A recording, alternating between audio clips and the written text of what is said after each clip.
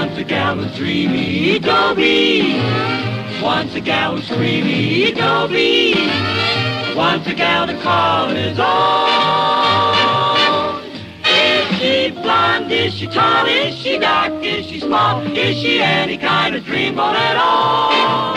No matter, she's hers and hers alone. Dobie, Dobie.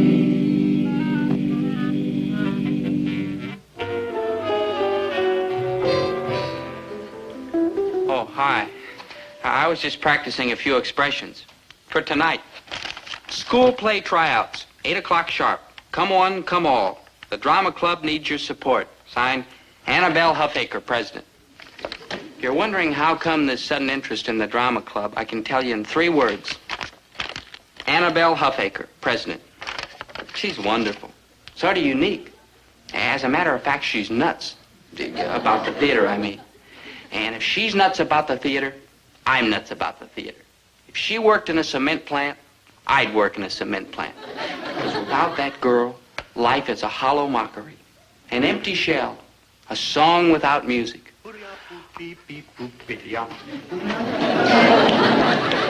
Maynard, did you get me a script of the play? Yeah, Daddy-o, they just came off the mimeograph. Oh, good, good. Hey, don't tell where that came from. Miss Erdlatz wouldn't like it. Okay.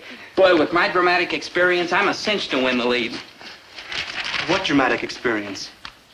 Well, there was, don't you remember that Thanksgiving pageant? You mean when we were in grammar school? Yeah, sure, that was dramatic experience. You played a pumpkin. Well, everybody has to start someplace. Magnolias at Manassas, a Civil War drama by Ruth Erdlatz. Teacher wrote it herself, huh? How is it? Pretty romantic? Yeah, man, that Civil War was a swinging scuffle. Yeah? And one of those Dixie Cats blew it. They spent all their time smooching in the garden. Where? Where's that? Act 3. Where? Where's that? Here. Dig this. He takes her in his arms, bends her backward in a passionate embrace. Go, Miss Erdlatz. Go, go, go. He kisses her. Oh, that doesn't mean it. I gotta have that part, because when Annabelle's lips meet mine, she'll know, old friend. She'll know.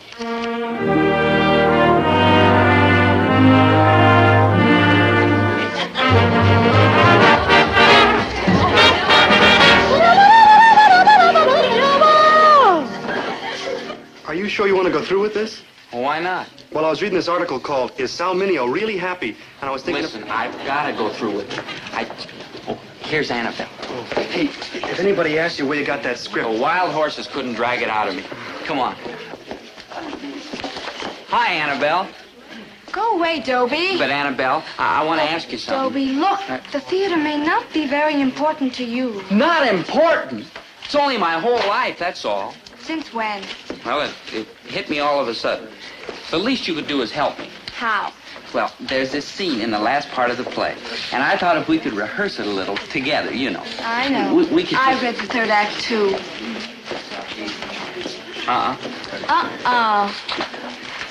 And say, where did you get that copy of the play anyhow? Wild horses couldn't drag it out of him. Dobie. Maynard stole it for me. Well, it doesn't matter. You see, we're not taking our readings from that play anyway. We're not? No. Well, I'm doing Blanche from Streetcar. What streetcar?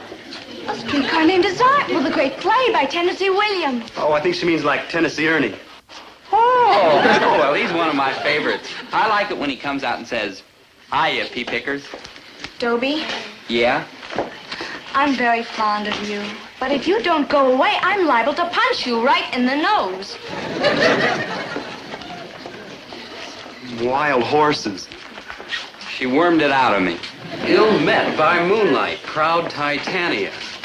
Ill met by moonlight, proud... Hi, Norman. Oh, hi, fellas. You gonna read for something? Yeah, Lieutenant Culpepper. Oh, tough luck. You trying for it, too? Nah, but Mr. Wonderful is. Teachings. Milton Armitage? Yeah, he says he got the part sewed up. Yeah, but I thought he was captain of the wrestling team. Won't he have to work out at night? You're only like in the 3rd act. Look, Norman, I've got to learn some kind of audition part quick. You don't happen to have a spare one on you? I was going to do Oberon. Huh?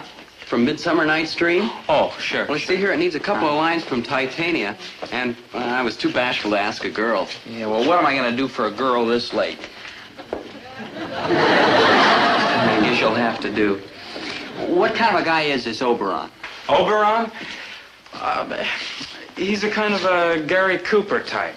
Oh, Gary Cooper, huh? Gosh, thanks, Milton. Glad to help out, pal. No, but Oberon's an elf. An elf. So will you be if you don't keep your mouth shut. Well, you've only got a couple of lines. Come on, let's rehearse. All right, everybody. Quiet, please. Now, if you'll all just gather over at this side and keep this section here clear. Now, our first tryout will be for the lead in my play. The Southern officer, Lieutenant Culpepper. A handsome, courageous, aristocratic, and utterly fascinating man. Candidates? You're trying out for Culpepper? Yeah. Thanks for the help you gave me on this Oberon. May the best man win. Oh, thanks, Gillis. I appreciate that. Oh, thank you for deciding to play the part, Milton. Oh, I can't tell you how thrilled I am. Yeah. If my wonderful play needed anything, it's wonderful you. I'm trying out for it too, Miss Erdlath. You are? You are?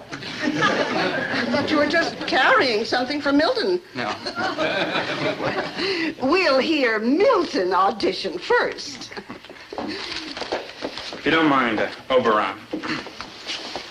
Well, when Annabelle told me that she was going to do Blanche, I decided to do Stanley so that we could rehearse together.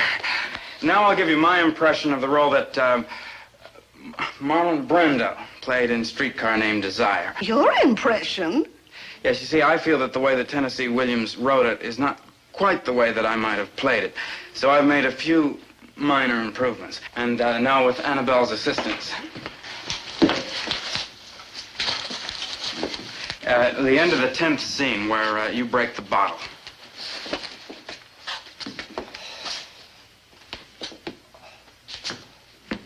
Crash! Oh, what did you do, baby? What did you break the bottle for? So I can defend my honor, but grinding the broken glass in your handsome face. Oh, what, do you want to play rough, Tiger? Stanley!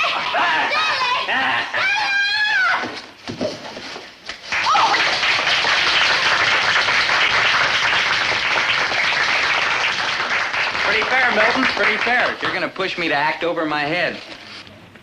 Oh, yes, you. Yes, ma'am. I'm going to do Oberon, and Maynard's going to help me by being Queen Titania. Excuse me, Stanley. Hey, remember that wild smooch in third act with Annabelle? Give it all you got, Gary. Yeah.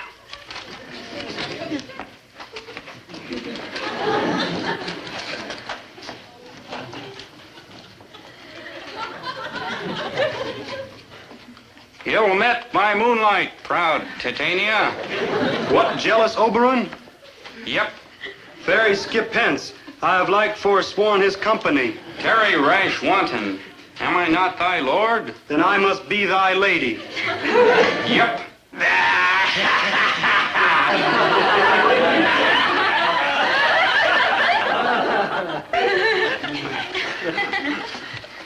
Maynard, Yeah, good buddy. we've been had.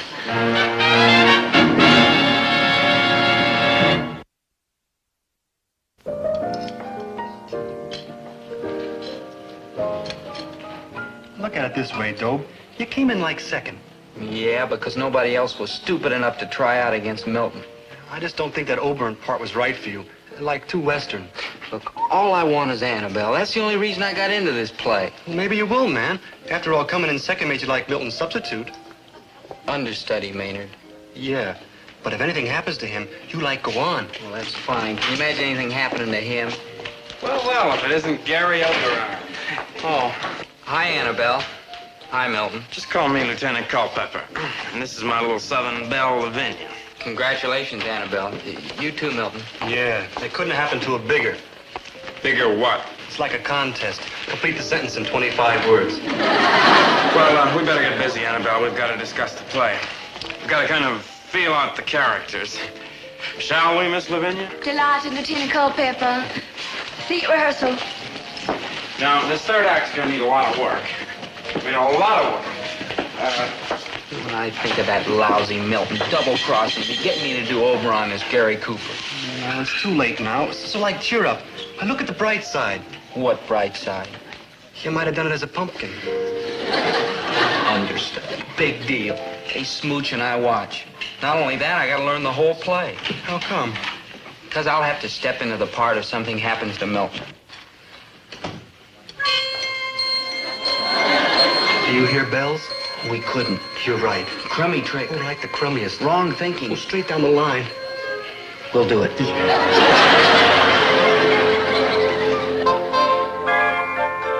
Of course, Maynard and I didn't actually do anything to knock Milton Armitage out of playing the lead. We haven't been able to think of anything. In fact, I haven't been able to think of anything but Annabelle Huffaker. Annabelle. It's a poem. It's a song. I even like Huffaker. That's how bad I'm stuck with this girl. Oh, Annabelle, Annabelle. Dobie Gillis, why did you ask me here? You know I've got to study my part. Annabelle, let me put it to you bluntly. I love you. Of course you love me. Who wouldn't? Just look at this profile. Look at this figure. Look at these burning eyes. You like bonfires. True, but you know what makes them burn? What? Inside of me rages the flame of pure talent. Yeah, all that talent and all yours. Oh, Dobie, you don't understand. This talent is not mine. I am its. Yeah? Talent isn't a slave, it's a master, and I must go where it leads me, to the theater. Well, I'll go with you. Dobie, you're a nice boy, but you simply don't have the divine fire. Well, maybe you could set it. Dear, foolish Dobie. A talent like this comes along once in a generation. There was Sarah Bernhardt, then Dooza, then Maud Adams, then Ethel Barrymore, and now me. Yeah. Oh, Annabelle, I've got to be with you. Maybe I could play like a butler or something. No, Dobie. All right. I'm willing to stay in the background. You act, I'll wait in the car. No, Dobie. But tell you what, we'll get married and I'll stay home and cook and keep house. And when you come back from the theater at night all tired, I'll be waiting for you with a nice cup of hot cocoa. Or since you'll be a star, a cup of hot champagne. And the house will be all tidy and clean and dishes washed. Why, I'll even take care of the baby. Why, I'll even have the baby. I'll do anything. Dear Dobie. Wow, what a turn down. Whew.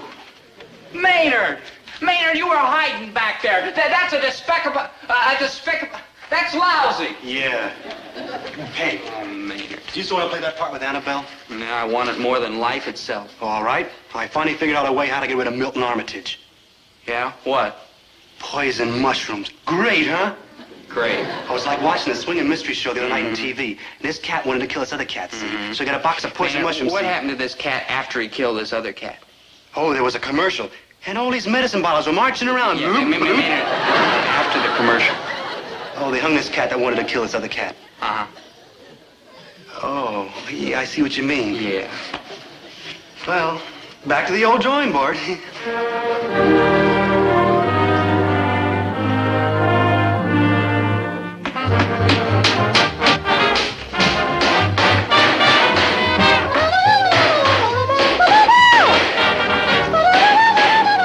Hi, Maynard. What's up? I've got like another idea how to get rid of Milton. Well, I hope it's better than that poison mushroom idea. Oh, this one's a beaut. Absolutely foolproof. You know how they are about fighting on the school grounds? Yeah. Well, you start bugging Milton until he's nutty as a chi-chi bird. Finally, he can't stand it anymore. He takes a slug at you. Maynard. He gets thrown out of the play, and you get the part. Yeah, I phoned it in from the hospital. Yeah. Uh-huh. I didn't think you liked it. No. Now, give me a hand with this, will you, Maynard? Not only is Milton state interscholastic heavyweight wrestling champion, but he's also one. All right, group, let's get started. Act 1, scene 1. Milton and Annabelle, please. Right along now. All right, group, quickly, please. And quiet now, this is rehearsal. Yes. Quiet, please, back here. Now, at the start, Lieutenant Culpepper is standing stage center when Annabelle enters. He turns.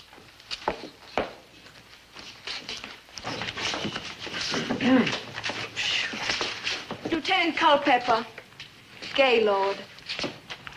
At your service. It says here that I cross over to her and I take her in my arms and I kiss her. Well, no. There'll be no kissing until the actual performance. You just cross. Well, what about taking her in my arms? Yes, the vice principal said hugging would be all right. So let him hug the vice principal. All right, once more. Lieutenant Culpepper. Gaylord. At your service. Coming through. Sorry. All right, once more. Pick it up from your line, Annabelle, at your entrance. Lieutenant Culpepper. Gaylord. At your service. Coming through. Show business. How would you like a broken neck? Boys, now you all know the penalty for fighting. We wouldn't want to lose you from the cast, now, would we? I don't think we'll have any more trouble.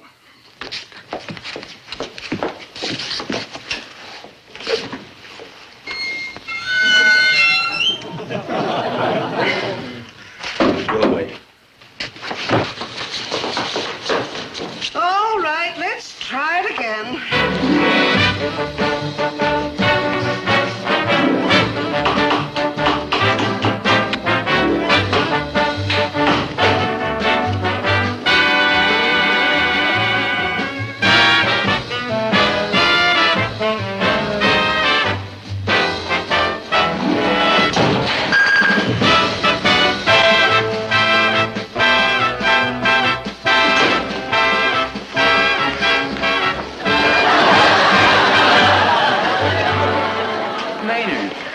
What are you doing in that Yankee uniform? Lincoln Culver Volunteers, Dad. I know, but this is ridiculous. Yankee soldiers, we need you. Oh, like later. They just fired on Fort Sumter.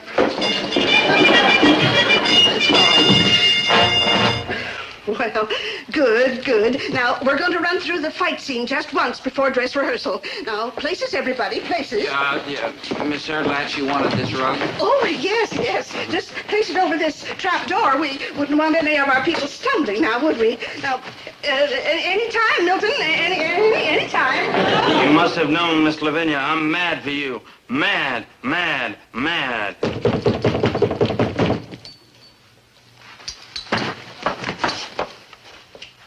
It's a Yankee. Stand back, Miss Lavinia. There may be bloodshed.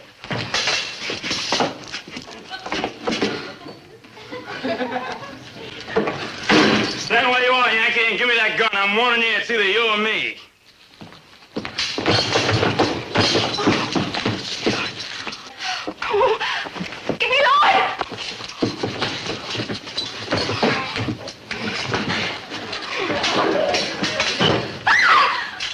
Drop it! Spare him, Gaylord. He's unarmed. All right, but first I'm gonna give him a good thrashing. 1, 2, 3, 4, 5, 6, 7, 8. Wish me well, Miss Lavinia. I'm on my way to glory. Oh, fine, splendid. That's wonderful. Now the kiss and then curtain. Now, places, everybody, for the first act. Places, everybody. Places. No, on the level. I got a plan, and this one's the most. Well, I'm sure it is. I never steered you wrong yet, have I? You never steered me right. Okay. But this time I really got that big square Milton. Okay. What's the plan? I'll give it to you like in 2 words. Trap door. Trap door. Yeah, trap door. Yeah, trap door. Yeah.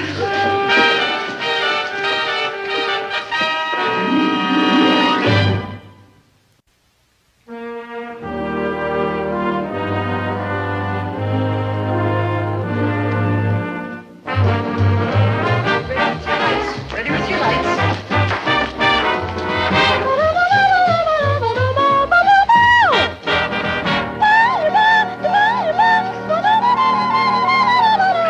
Ready, everybody? Ready?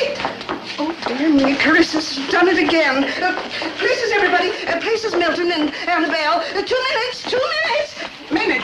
Call down to the dressing room. 2 minutes. Turn down the dimmers to dark. Places, everybody. Places. Places, everybody.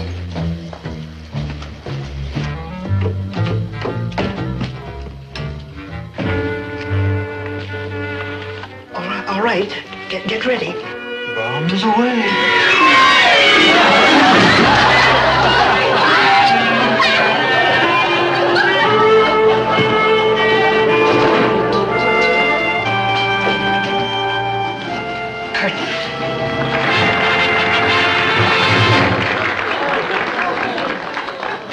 Lieutenant Culpepper, Gaylord.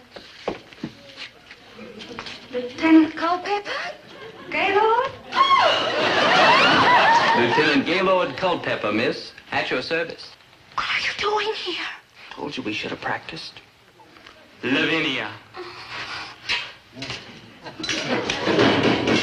Oh, Lieutenant Culpepper, I do believe you are in trouble. Oh, hand me my jasmine-scented smelling salts, for my head grows giddy and my pulse is racing. No, I must conquer my weak womanly instincts and be strong.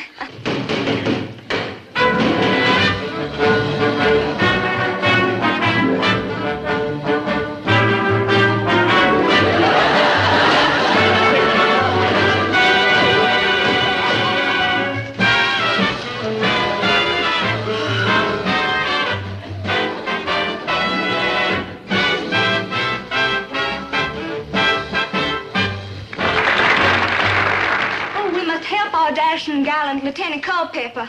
Oh, Gaylord, I have a premonition something dreadful's going to happen to you. Get ready for your entrance.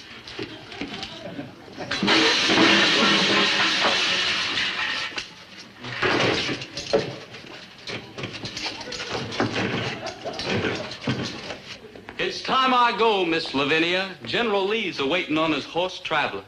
But first I must tell you how I feel.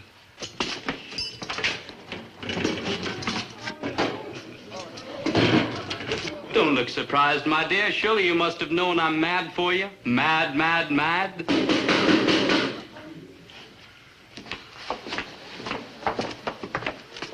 It's a...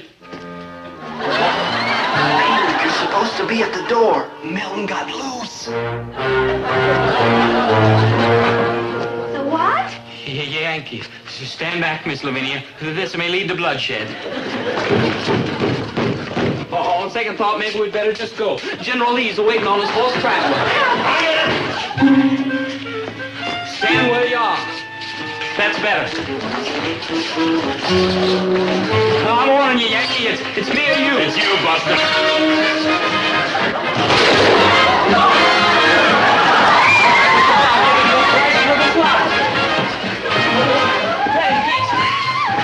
Can't we talk this over?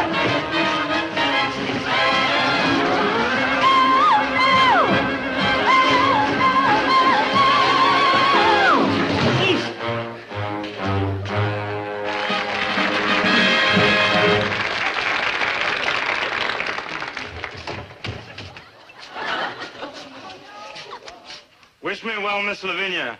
I'm on my way to glory.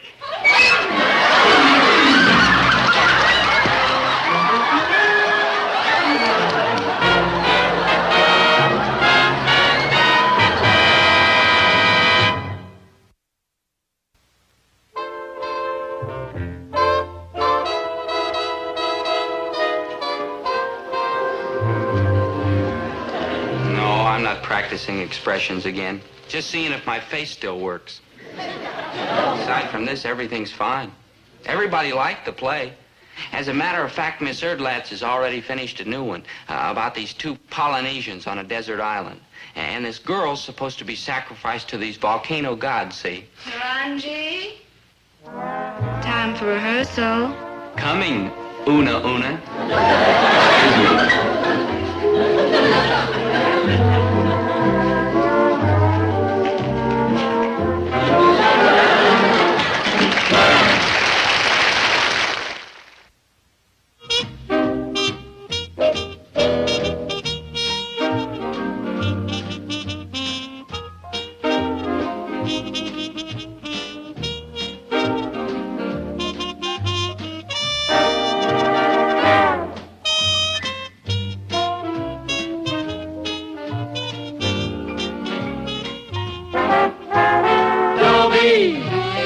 Once a gal was dreamy, Dobie. Once a gal was creamy Dobie, once a gal to call his own. Is she blonde, is she tall, is she dark, is she small, is she any kind of dreamboat at all? No matter, she's hers and hers alone. 'Cause Dobie has to have a girl to call his own. Once a gal was dreamy Dobie, once a gal was creamy Dobie, once a gal to call his own. Is she blonde, is she tall, is she dark, is she small, is she any kind of dreamboat at all? No matter, she's hers and hers alone. Dobie, Dobie.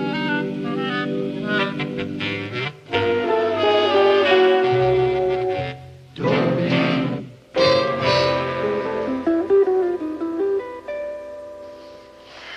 My name's Dobie Gillis. This is where I come to think when I'm in trouble, like now. What trouble? Same trouble. Always the same trouble. Girls. Now, I'm not a Casanova, mind you. A Casanova wants a harem. All I want is a wife or a sweetheart or a pal or even someone who treats me rotten. Just as long as she's a girl. But how do you get girls if you don't have money? You don't, and I won't. Because on that great golden highway between me and money, there lies a roadblock. An immovable roadblock. I gotta kill that boy. Now, Herbert, the boy has to eat. Does he have to eat chocolate creams at 90 cents a pound? Can't he eat ginger snaps? Don't pay any attention to your father, dear. He really loves you very much. How can you tell? Boy, don't give me any trouble. All I ever wanted was a fox terrier. Now, Herbert. Oh, it's all right, Mom. I understand. Hard work, that's what's done it. That'll shake up anybody. Clifford, I gotta kill that boy. Please? Aw, Dad. Always clowning.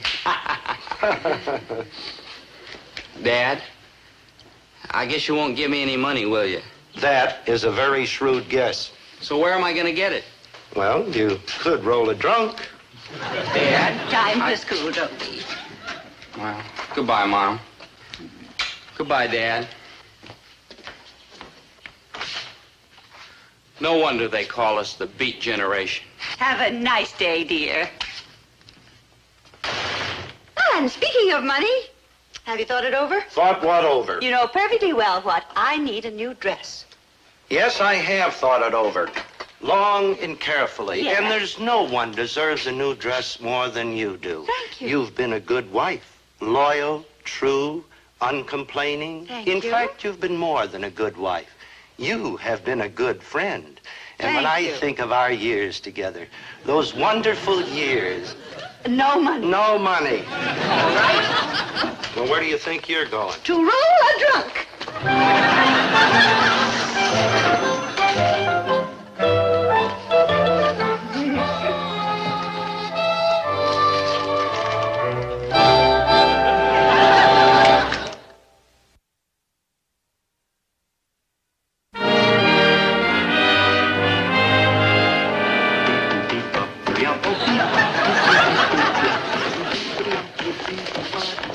Hi, Maynard. Hi, Big Daddy. How's the beard coming? Oh, look. Pretty good for only 8 months, huh? Great. Hey, Maynard, you got any money? Oh, I'm like Tap Man. Yeah, well, thanks anyhow.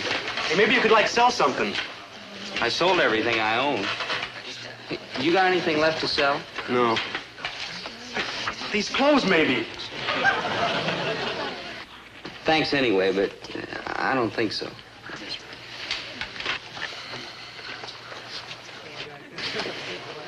Hey, Maynard, do you see what I see over there?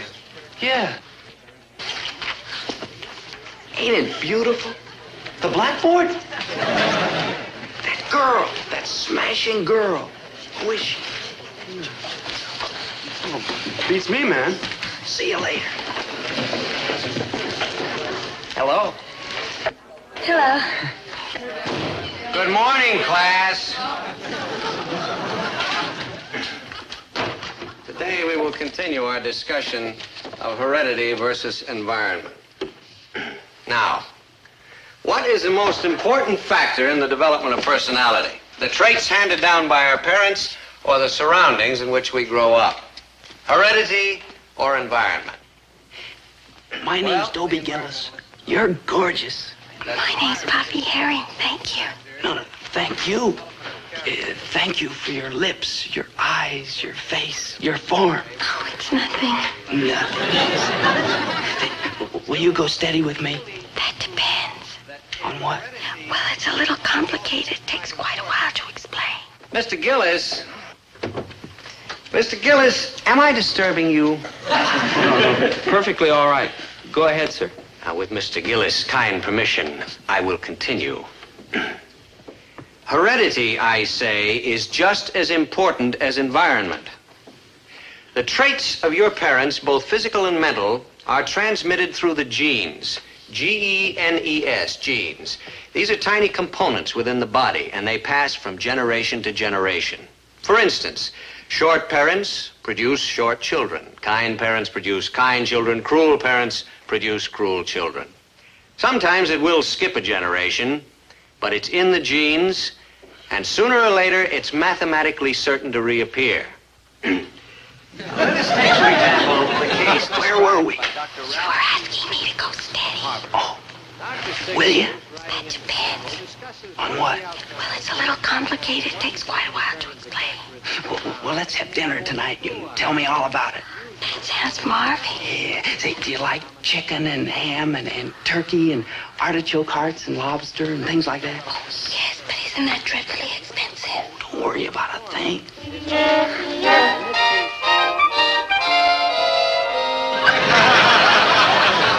Some more lobster? No, thank you. Vienna sausage? No, thank you. I know. How about some olives? Wow. Nice, lovely, ripe olives. 65 cents a jar. Wonderful. Gee. Try some. Good. Would you like something else? No, thank you. All right, then. Tell me now. What is it you wanted to ask me? A very important question. Yes, my darling. Yes, my precious dove. How do you feel about children? Oh, I can take them or leave them. In that case, you're not for me. Thank you very much for dinner. Oh, wait. I'm mad about children. In fact, every morning I rush to my doorstep, hoping somebody's left a foundling during the night. Good. You are just the kind of man I've been looking for. Your search is ended, madam. You're cute. You are the sun and the moon. After we're married, how many children would you like to have? 14. I really didn't plan on that many. I was thinking of 3. Oh, heck. Oh, but they will be wonderful children. I've got it all figured out. Tell me about it. My love, my own. You're my tiger. The first will be a boy. His name will be Howard, and he'll have lots and lots of freckles. Freckles? Don't you like freckles? Do you? I think they're just darling. You know what I think they are? What? Just darling. Oh, me too. Yeah. Tell me more about little Hobart. Hobart? Yeah, I mean Howard. He'll be a sturdy little chap, our Howard, with big, broad shoulders and a deep chest and fine, strong legs. This kid'll eat me out of house and home. Next will come a girl, Celeste. Celeste, my little doll. Celeste, my sweet, pale baby. Pale? Yes, Celeste will be pale. Oh, so pale. She won't romp and play like other children. She'll just sit quietly and look out the window and smile long, sad, secret smiles. That's all she does? Swell. And next will come Nanette. Sturdy little Nanette. Sturdy, roly-poly Nanette.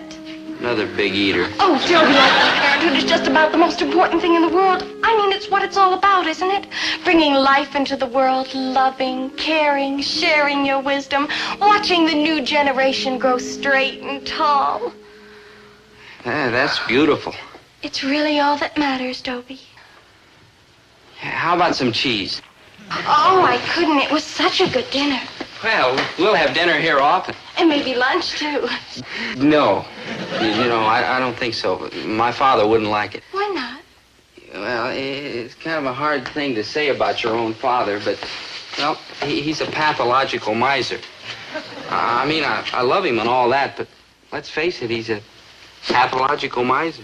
He is. Yeah, he gives me hardly enough money to sustain life. How awful. It's a wonder I'm still here to tell you about it. You poor, wretched boy. But it's all right now. I've got you. Oh, no, you haven't. Haven't what? Haven't got me.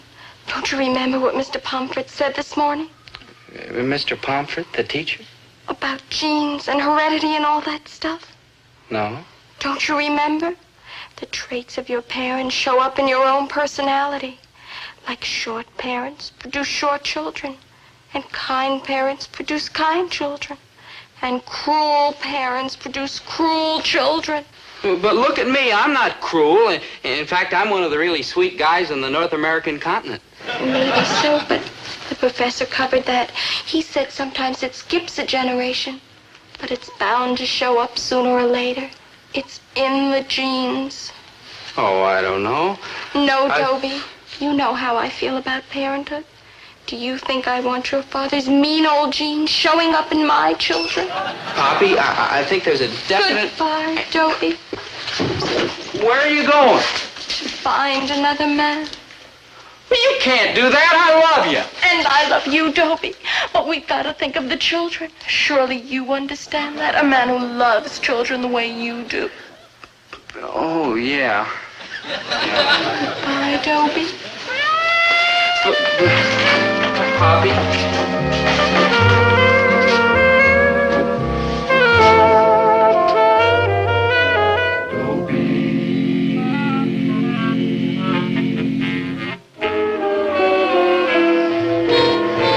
I have found there are a few problems which will not yield to the hot white light of sustained thinking. Now, I've got a problem with Poppy. A big, fat problem. She won't see me, she won't talk to me, she won't open my notes. Do I give up? No, sir. I put my brain to work on it. I've got a plan. Daddy. Did you give Poppy the message? Yeah, man. You told her it was an emergency? Oh, like life and death, man. Well? I was just gonna be here like in 2 minutes. Good lad. Maynard, you ought to get yourself a girl. Oh, not me, Big Daddy. I've tried girls, and it's like nowhere. They spend my money, they won't kiss me goodnight, and they giggle about me in the powder room. You try girls if you wanna. Me, I'm sticking to jazz. What's the big emergency? The emergency is I can't live without you. Now, Dobie, I told Poppy, I have a confession to make. I was lying to you about my father. He's not cruel at all. Then why'd you say he was? Just trying to win your sympathy is all. I don't believe you. Oh, honest, Poppy, he's a great guy. A prince. One of the sweetest, gentlest, most generous men I ever met in my life. And I want you to meet him, too. See for yourself what a perfectly marvelous man he really is. Why don't I pick you up this afternoon and take you over to the store to meet him? Pick me up and what? You haven't got a car. Well, you'll see. All right, Dobie. Goodbye. Goodbye. Where are you going? I have something important to do. Well, what's more important than sitting with me? Babysitting. Surely you understand that, a man who loves babies the way you do. Oh, yeah. Hey, goodbye, little mother. Well, I've got an easy afternoon. All I have to do is turn my father into a sweet, kind, gentle, considerate man. No! No, I can't wait until tomorrow. You get out here and fix this cash register today. What kind of service do you people give anyway? So the cash register's 25 years old. Why shouldn't it work? I'm 45 years old and I'm still working. Today, do you hear? My, you're in a jolly mood today. As a matter of fact, I am. Well. How would you like a new hat to go with that new dress? Of course. You've got it, baby. My, I wish I had a witness. No, honest. The hat's yours. Scout's honor. Why, thank you, dear. I guess I shouldn't ask, but what happened? Well, I was checking the stock this morning, and you know all those gourmet items we thought we were stuck with? The fancy stuff, the canned lobster, ripe olives, imported sardines, artichoke hearts. Well, They've been moving. They have? They have. At least they're gone, so somebody must have bought them. I suppose so. You know, there's a lot of profit in those items, and I figured why shouldn't my Winnie get in on it, too? You're sweet, Herbert. Oh, you're sugar, brown, powdered, and granulated. You're a good man, Herbert. And you're a good woman, Winnie. And we have a good son. That's open to debate. Now, Herbert. All right. He's a good kid, but... But nothing. Someday you're going to be very proud of him. The day I'll be proud of him is the day he walks in that door and without anybody asking him, puts on an apron and goes to work.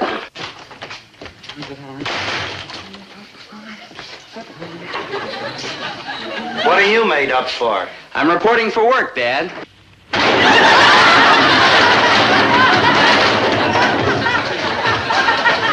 I thought I heard her say you wanted to go to work. You did, dear. I told you he was a good boy.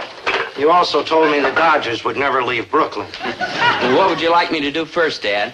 Well, first, I'd like you to tell me what's on that twisted little mind of yours. Nothing. I just thought I'd like to help out, that's all. Why are you so suspicious, dear? Why? For 17 years, the only time he sets foot in the store is to rob the cash register. Now he comes in and says he wants to go to work. It figures. I'll be honest with you, Dad. Oh, now there's a switch. I do want something. Mm-hmm. What is it? A kind word. How's that again? Dad, if I worked hard all morning, and if I went out this afternoon and delivered all your orders, when I came back, what would you be like? I'd be like in a coma. No, seriously, Dad, if I brought somebody back to see you, a girl, say, wouldn't you be sweet and kind and gentle to me? You do a full day's work, and I'll be so sweet and kind and gentle, there won't be a dry eye in the house. Done and done. Now, for a starter, how about if I sweep up the place?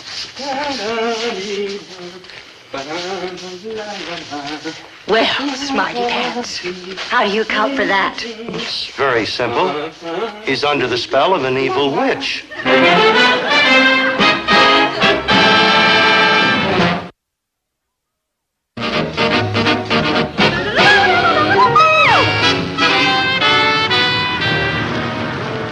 This is the first time I've ever ridden in a truck. It's fun. Listen, you stick with me, kid, and before long I have you riding in diesels, tractors, moving vans.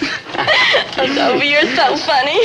And you're so beautiful and wonderful and exciting and round and white and pink and lovable. Thank you, Dobie. But you mustn't talk like that. Not till after I meet your father, anyhow.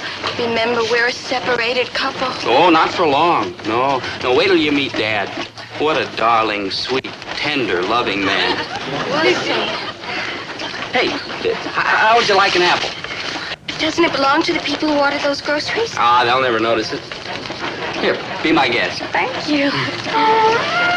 Good. Yeah? Why, hello, Mr. Phillips. Good afternoon.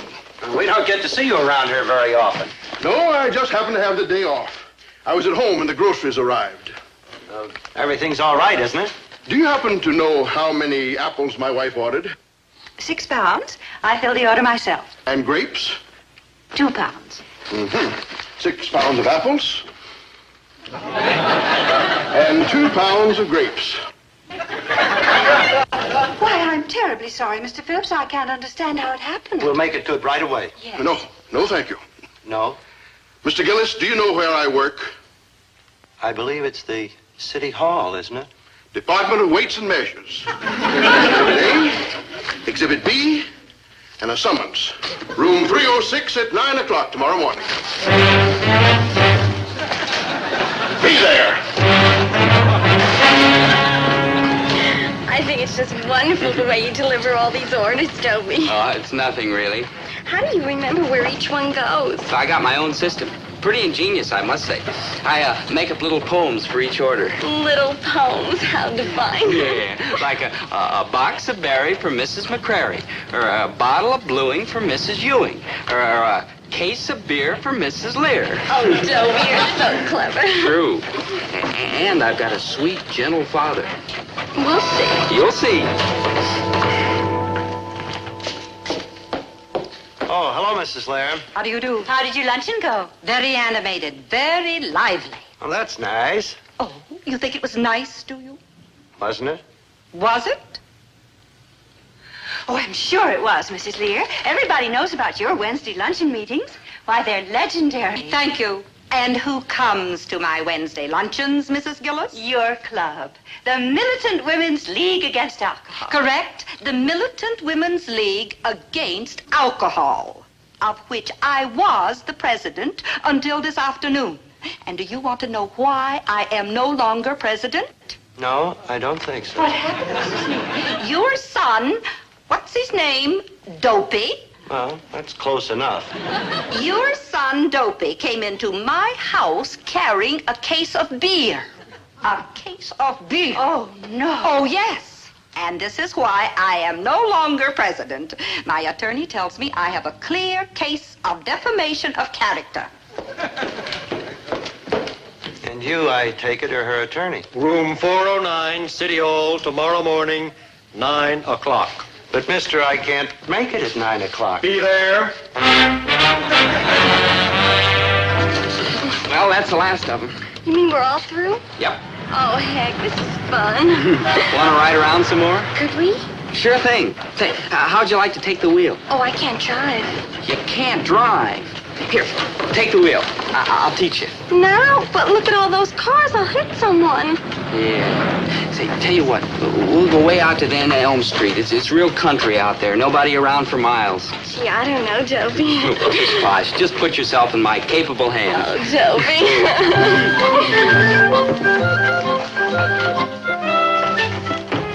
Good afternoon. My name is Toynbee. Yes? I am a bird watcher. Well, there are no birds in here. True, but you know where there's heaps of them? Look, mister, I got lots of trouble today. At the end of Elm Street, there's heaps of birds. Swell. Know what I saw out there a little while ago? A double-breasted seersucker? At this time of the year? What did you see, Mr. Toynbee? A truck. Your truck. Gillis Grocery, it said. Yes? It was going rather fast. Yes? About 70, I'd say. Perhaps 80. Oh, dear. The wrong side of the street. Oh, dear, oh, dear. With a little girl at the wheel. Oh, dear, oh, dear, oh, dear. Oh, the birds were frightened. The Audubon Society takes a dim view of frightening birds. Indeed, it is against the law. All right, let's have it. Room 127, City Hall. Tomorrow morning. At 9 o'clock. Why, yes. It figures.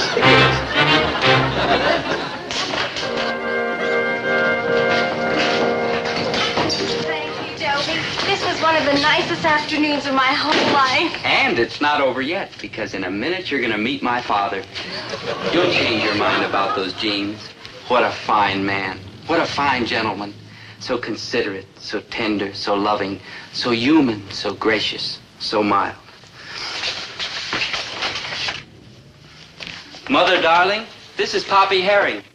Where's dear Dad?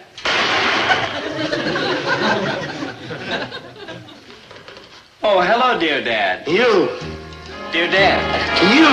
No good. Imbecile. Why is But you're not him, I kill this boy, will you? I just consider a man. Stand still. I want to talk to you. Don't worry, dear. He's never caught him yet. Poppy's really a great man. Dobie, shame on you. I wouldn't have your dirty old jeans for anything. Dirty old jeans. I just put these on this morning. Herbert, give me that. All right. I'll kill him tomorrow. But I'll kill him. I gotta kill that boy.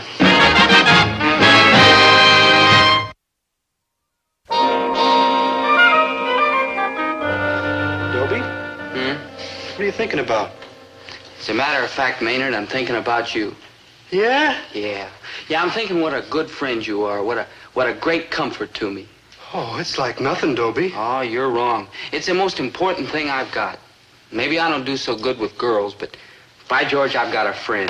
A real friend. Sure, Dobie. And I'll be your buddy like forever. And if there's ever anything you need, just call me. Because that's what friendship is, good buddy. I mean, take David and Jonathan, and Damon and Pythias and all them cats. Oh, they really like...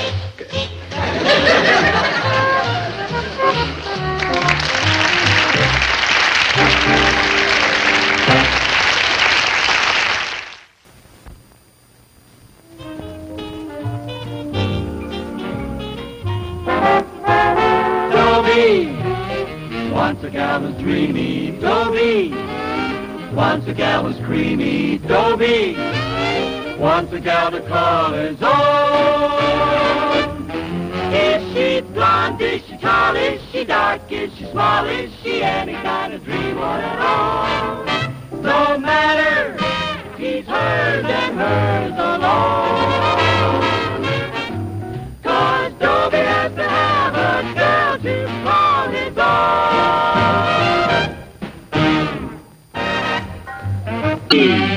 Once a gal was dreamy, Dobie.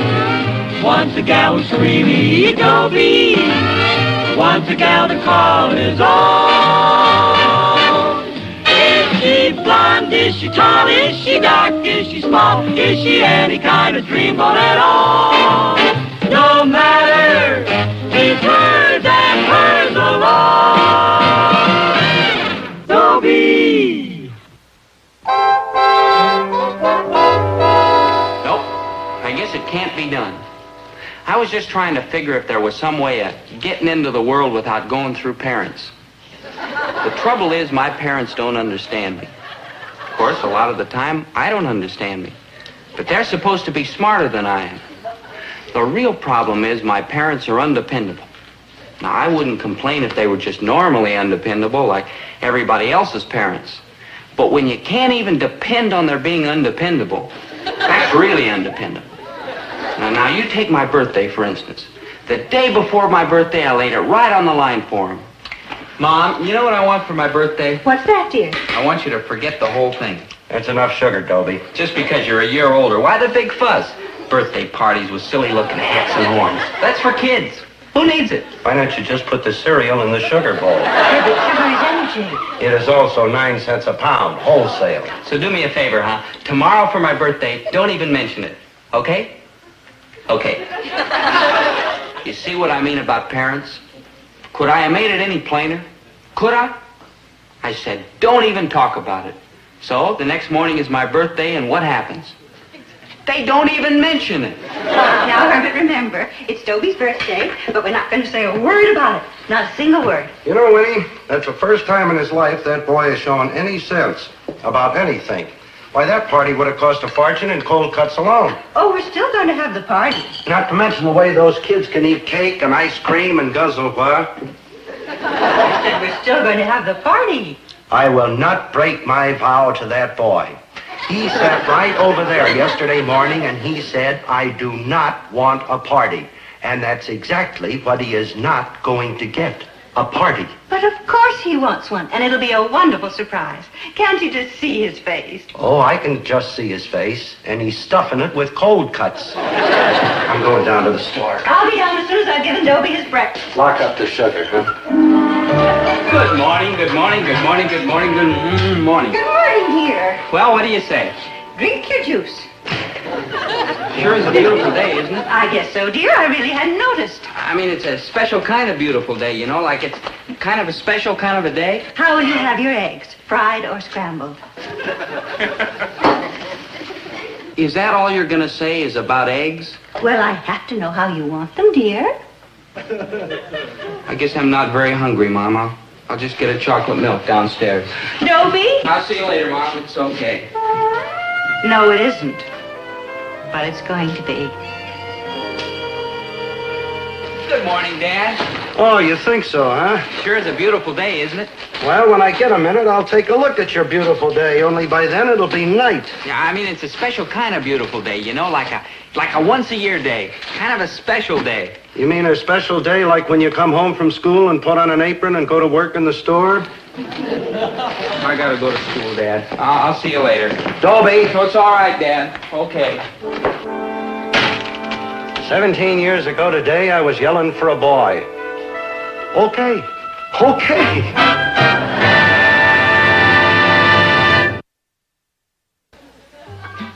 Maynard? Yeah, I hear you, Big Daddy. You ever have any trouble with your parents? Oh, I got like trouble with everybody's parents. I keep slipping them the shovel, but they don't dig. Especially mothers and fathers. I mean, how much would it cost them to say happy birthday and give me a couple of presents? Man, it really turns you on, don't it? It's not like I wanted anything big. I'd have taken anything. Just a token. Like a cashmere jacket, maybe. You want some records? Or a cashmere sweater. Want some records? 2 lousy presents. And what do I get? Happy birthday? No, not even happy orange juice. So long, Maynard. Where you going? Home. Well, hold it, man. I like to fly with you. Hey, Doe, did I wish you happy birthday? No. Happy birthday. Thanks.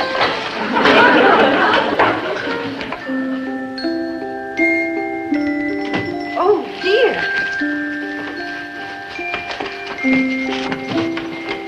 Oh, hi, Mom. Hello, Dobie. Well, Maynard. Mom. My, you're quite a stranger. We haven't seen you since yesterday. Yeah, I've been like busy. Mom, could we have some cookies and chocolate milk? We're going to watch TV. Well, I guess that can be arranged, yes. You go on inside, and I'll bring you the cookies later. Thanks, Mom. Come on, Maynard. Not Maynard. I shall need Maynard to help me carry the milk. Well, I could carry the milk. Oh, no, you go on inside, dear, and watch your television. Maynard loves to carry milk. Don't you, Maynard? Okay. Maynard, this is awful. What? What are you doing here? I was like invited. I told you yesterday that I wanted you to keep Dobie out of here. Mr. Gillis, I'm like confused. He's your son. He lives here. Maynard. I know it's tough, but those are the breaks. Maynard, the surprise party, remember? Surprise party? Oh, yeah. I remember the surprise party. We'll be here at 6 o'clock. And that's why I wanted you to keep Dobie out of here until 6:15. Oh, now I think. You and I should keep Dobie out until 6:15. Mrs. Gillis, I'll have him out here so fast it'll make your head swim as soon as we eat these. And don't bring him back until 6:15. Why send him for the Marines when you can get Maynard G. Krebs?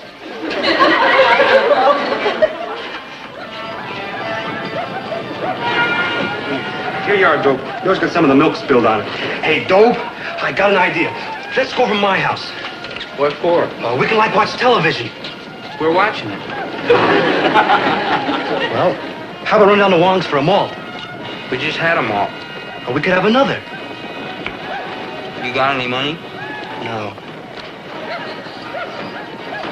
Dobie? Yeah? How about we go for a walk? What do you want to go for a walk for? It's like healthy. I'm like healthy enough. Hey, that's an idea. Let's go down to the Red Cross and give blood.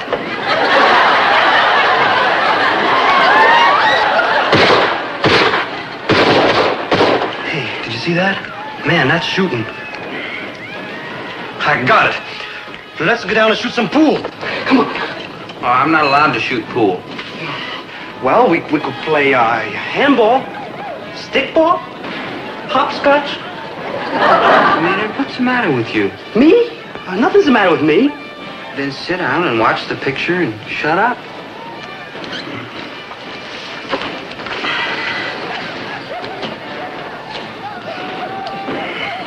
You just stay there, man. I'll be right back. Oh, Mrs. Gillis. Yes? You better, like, send for the Marines. Oh, dear. Winnie, the television's on. Dobie's home. I know he's home. Well, get him out of here. It's only 5:30. I've got to bring up all that food and the soda and the what's he doing here? Hello, Mr. Gillis. I'm going to keep Dobie out until 6:15. Oh, good. Only he won't go. And I tried every trick I know. There's no trick to get Dobie moving. Just use psychology.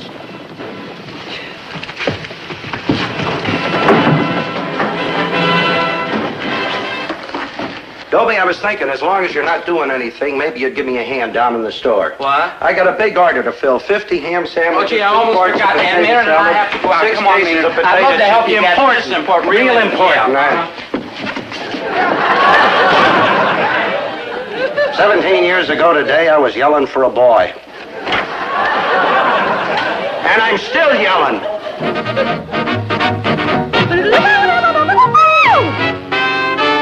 Why'd you tell them to forget your birthday party? So they wouldn't forget it. Oh. Oh, life's a shambles, that's what it is. I'm going home. Wait a minute, Dobe, you can't. I can't what? How can you go home? It's not 6 o'clock yet. What's that got to do with it? Well, you know, it's like you go home now and it's down to the salt mines. What salt mines? The store, man. The sandwich and potato salad factory. Oh, yeah. Yeah. Yeah, I forgot. I better go home anyway. No, don't wait. There's nothing to do. We'll find something to do. We'll, look at girls. Ah, who wants to look at girls?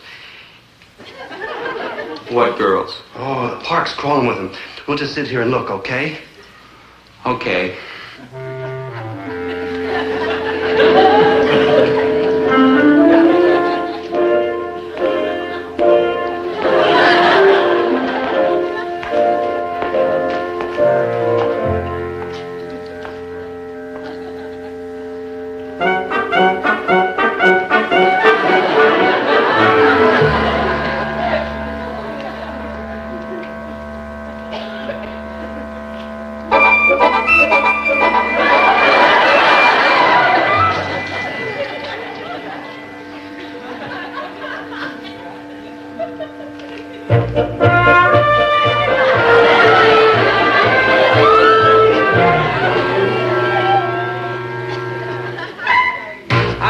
No, Dobe, I got another idea. How about going to the malt shop? Oh, I saw a couple of real cool dames there yesterday. How cool? Yeah, frosty cool. Okay. You know, what if there's no girls? We could have another malt. With what? We're broke. Dobie, we can always get malt money. Oh, that's right. Good old Georgie.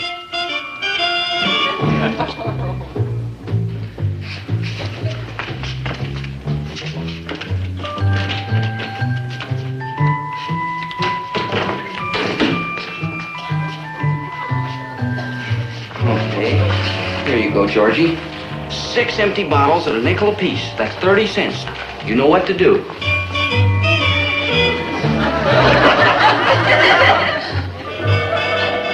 Oh, hello there, Georgie. How are you tonight, huh? Hey, you're doing a pretty good business in bottles, aren't you? There you are. A quarter and a nice, shiny nickel. Pretty good, huh? What are you doing, Dobe? Making a note. I keep tabs on all this bottle money. Someday when I'm very rich, I'm going to pay Dad every penny I took out of here. Gee, you're a great human being. Let loose, Georgie. Let loose. Okay, now, there's a nickel for you and a quarter for me. Georgie, if I told you once, I told you 100 times. You got no overhead. It's all profit. Yeah. And they're Dobie's bottles. They've been in the family for years. So long, Georgie. Someday I'll get my own bottles and go into business for myself. Coming up. Where's everybody? I don't know. I think they went to like a birthday party. Sure. Some guys get parties. And then there's me. Yeah, heavy on chocolate, huh? I'm already putting strawberries. Oh, yeah, cool. Some birthday. Hey, Dobe, did I wish you happy birthday? Yeah, Maynard. Thanks anyway. Oh. I can't even hold it. Hey, quiet, everybody. He'll be here any second now. I just can't wait to see the look on his face. Yeah, Maynard's going to bring him in through the store, see? And when I hear the bell, I'll go downstairs like nothing's going on. And then as soon as the...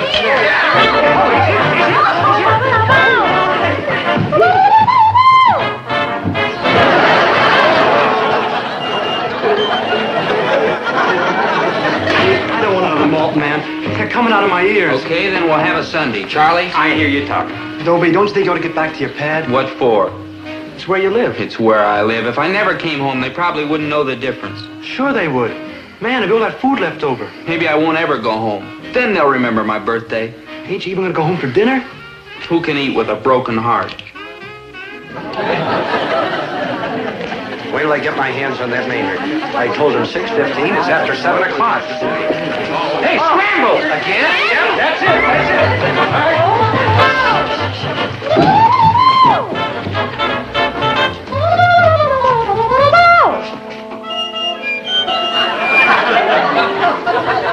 Oh, we're so close. knows? Why don't you go up and just say, like, hello? Because I don't want to go up and say hello. Dobie, one lousy flight of stairs, one lousy hello. I said no. If they wouldn't happy birthday me, I'm not going to hello them. Ooh, I'm gonna get, like, murdered. Let loose, George. Let loose. Hey, don't hit your mother and father. Just go upstairs. Don't say hello to them. Just nod to them. Here's your nickel. No. Ooh, I'm gonna get, like, massacred. Ooh.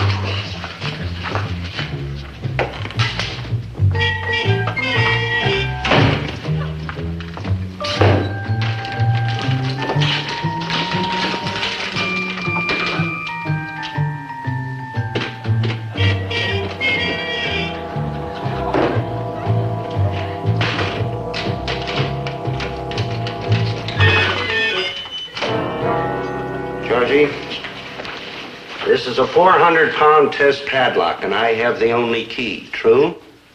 You are 5 years old, 3 feet tall, and have an honest face. True?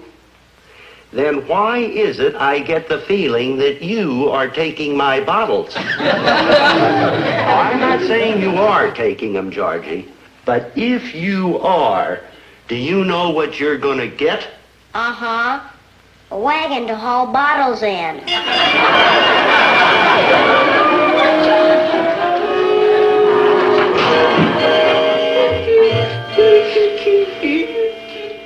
Yeah, poor little kitty. Poor little homeless kitty. Your troubles are over. I'll make a home for you, feed you. You'll have somebody to take care of you. Just the two of us. Two of a kind against the world. Be it ever so humble, there's no place like home. Why are you singing that? It's like a home song. Listen, Maynard, I'm not going home. Now, will you just clam up and stop trying to talk me into going home? I'm not trying to talk you into going home. Why would I try to talk you into going home? Well, might as well go home. Yeah. What's the matter? It bit my hand. Same hand that Georgie bit? No, the other one. Everybody's against me. Kids, cats, people. Dobe? I am not going home.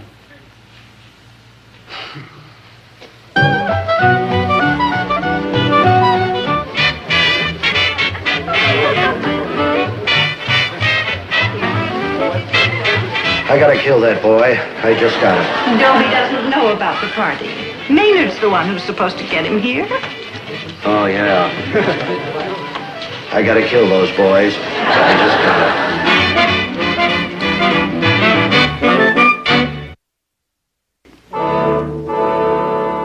Home, home, sweet, sweet home. Just give me, oh, give me the pleasures of home. We've got to feed these children. They must be starving. You're right, Winnie. It's after 9 o'clock. Okay, attention, kids. Refreshments.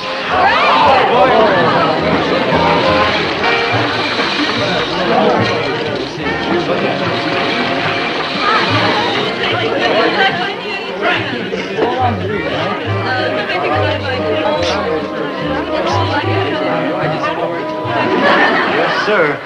No place like home. Yeah, especially like now, when there's like nothing else to do. You want to hear some music? Yeah, sure. But let's go home and hear some music. Well, I thought maybe we could kill some time at Riff Ryan's record shop.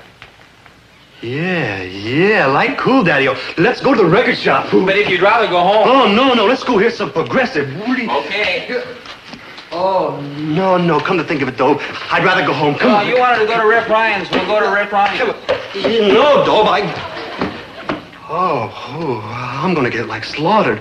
Ooh, Dobe. The whole outfit. List is only 300 skins. With discount for cash brings it to 210. And wholesale to you is 165. And the hip discount is 155. Wild Daddy-O. Well, you might as well go the whole route. Now, when is the best time to dig jazz? Like 4 or 5 in the a.m. And what happens when you dig jazz at like 4 or 5 in the a.m.? The neighbors like call the law. So it's a definite headset. Tell you what I'm going to do. I'm going to give you a pair of earphones. Now, you put these earphones like on your skull, see? And turn the music way down low. Then, you turn the earphones way up good and loud so you can dig it. Now the upstairs squares don't hear nothing. And the man in blue don't come get you. Like crazy, Big Daddy. Give me a cent. Got you covered, Far Out Girl. Get a fresh pair and be right back. When I have a kid, you know what I'm going to do? What are you going to do? I'm going to give him the biggest birthday present you ever saw. Even if he hates birthday presents, he'll get them and like them. You know what else I'm going to do? What are you going to do, Daddy-o? I'm going to wish him happy birthday 50 times a day, maybe 100. Yeah. Riff never plays his records right. He ought to, like, turn the volume up. I mean, way up.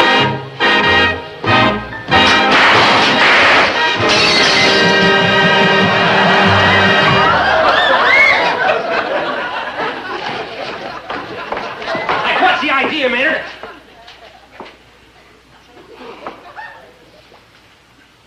Far Out Girl. Honey? Like you want him by the set. Like, wait a minute. Like, where you going, Far Out Girl? Farther out. Like out. well, what's like the matter, Riff? I told you 1,000 times not to touch them knobs. You just lost me a cash cat. That was Far Out Girl. That was the Far Out Girl? Like, yeah. She only works because she's a protest cat. Her old man's like in the millionaire business. And I just got hi-fi on her back. I had her coming in week after week for albums, for diamond needles, for anti-static spray, multiple speakers. And then finally I got her hooked on stereo. That's a lot of bread to me, man. I mean, she was like a walking annuity to me. And you had to louse it up. I'm like, sorry, Riff. You're getting me tapped out. Tapioca City, Bankruptsville. I mean, you play them records like 200-300 times. They're so thin, they play both sides at once. Man, you know somebody comes in here with a fistful of them president's pictures. He wants to buy a record. He don't want to hear the flip side at the same time. I mean, that just ain't right, man. You cooling me, Riff? Like, yeah. Well, that's like rough, Riff. What can I do, Maynard? I mean, I like you. Like, thanks. But I can't afford you. I mean, I got like a wife. And like... Like kids? Yeah, they are a little like kids. But they're looking to me for bread and a pad and all that jazz. Now, if you could see your way clear to take a cab, I'd like appreciate it. Can I hear just one record? All right, what? Happy Birthday. Happy Birthday? Yeah, I heard a real nice recording a couple of years ago. I think it was Lawrence Welk. Lawrence Welk? Gave me kind of a lump in the throat. Dobie, like out. But like split, like now. We got no place to go. What about the Bijou, the movies at Gas, the monster who devoured Cleveland? No, the way I feel tonight, I'd be rooting for the monster. What about like school? At night? Night school? What about like home? Hey, that's a swinging idea, Riff. You got like a hip head in your shoulders. Come on, Dobe, we'll go home. Okay, we might as well. Like so long. Like likewise. See you later. Like real later. Like never. Hell think. You want to come up? No, but I think I'd better. Hey, look, somebody forgot a pickle. Maybe I could mail it to him. No. I haven't seen such eating since the mess hall. Well, they're healthy kids. That's right. Everybody's got healthy kids but me. Mine, he's sick. Why, Herbert? Well, what else can you say about a kid that doesn't even show up at his own birthday party? It's like over, huh? I ought to, like, break your neck. What's all these dishes? Did you have some people over? Yes, we had some people over. We had a lot of people over, and they ate a lot of food, and it cost a lot of money. Dobie, you missed your whole birthday party. Party? You mean you went to all this trouble just because it was my birthday? Well, naturally. Mom, how many times did I tell you? Birthdays are for kids. What did you and Dad have to go and give me a party for? Who needs it?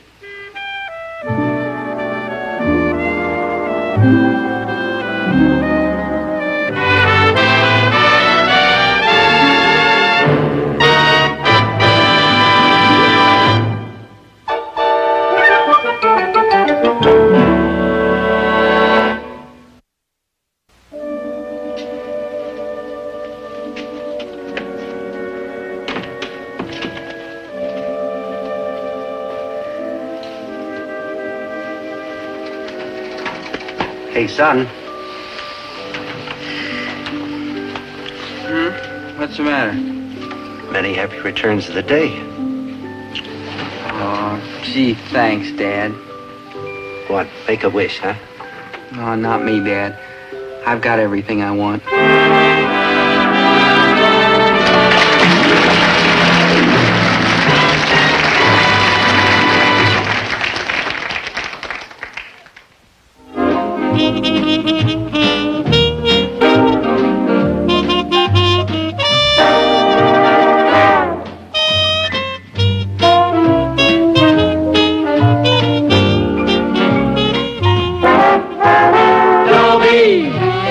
Once a gal was dreamy, Dobie. Once a gal was creamy, Dobie. Once a gal to call his own. Is she blonde? Is she tall? Is she dark? Is she small? Is she any kind of dream or at all? No matter, he's hers and hers alone. 'Cause Dobie has to have a girl to call his own. Once a gal was dreamy, Dobie. Once a gal was creamy, Dobie. Once a gal to call his own. Is she blonde? Is she tall? Is she dark? Is she small? Is she any kind of dreamboat at all? No matter, he's hers and hers alone. Dobie.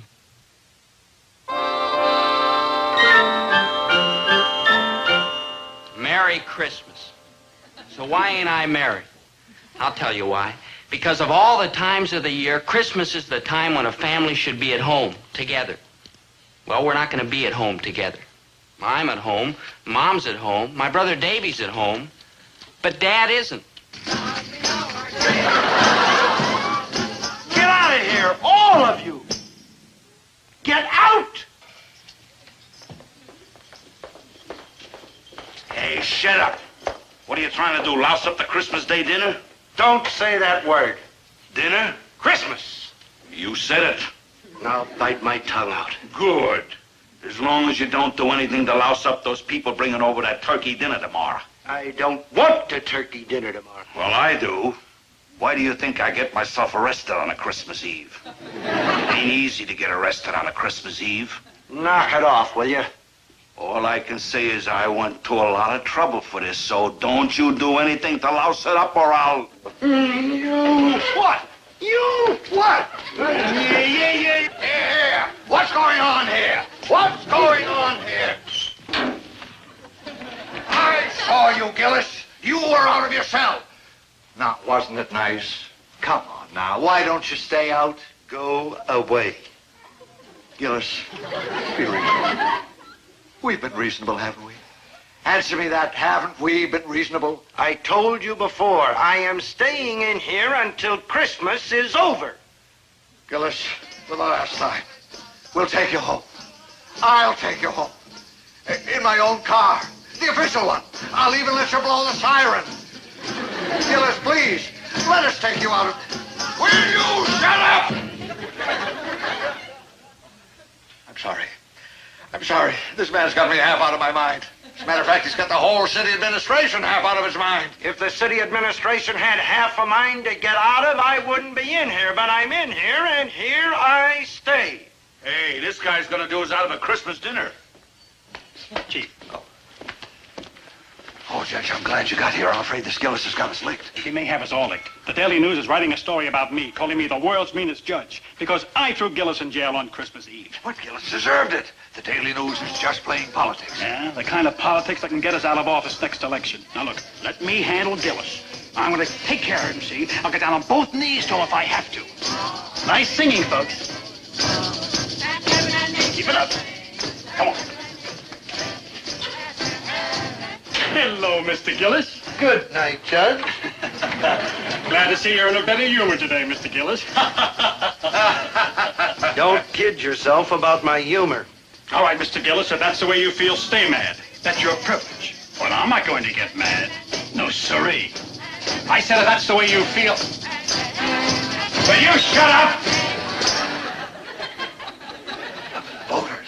Oh, no. I'm sorry. I didn't mean that. Sing deck the bells.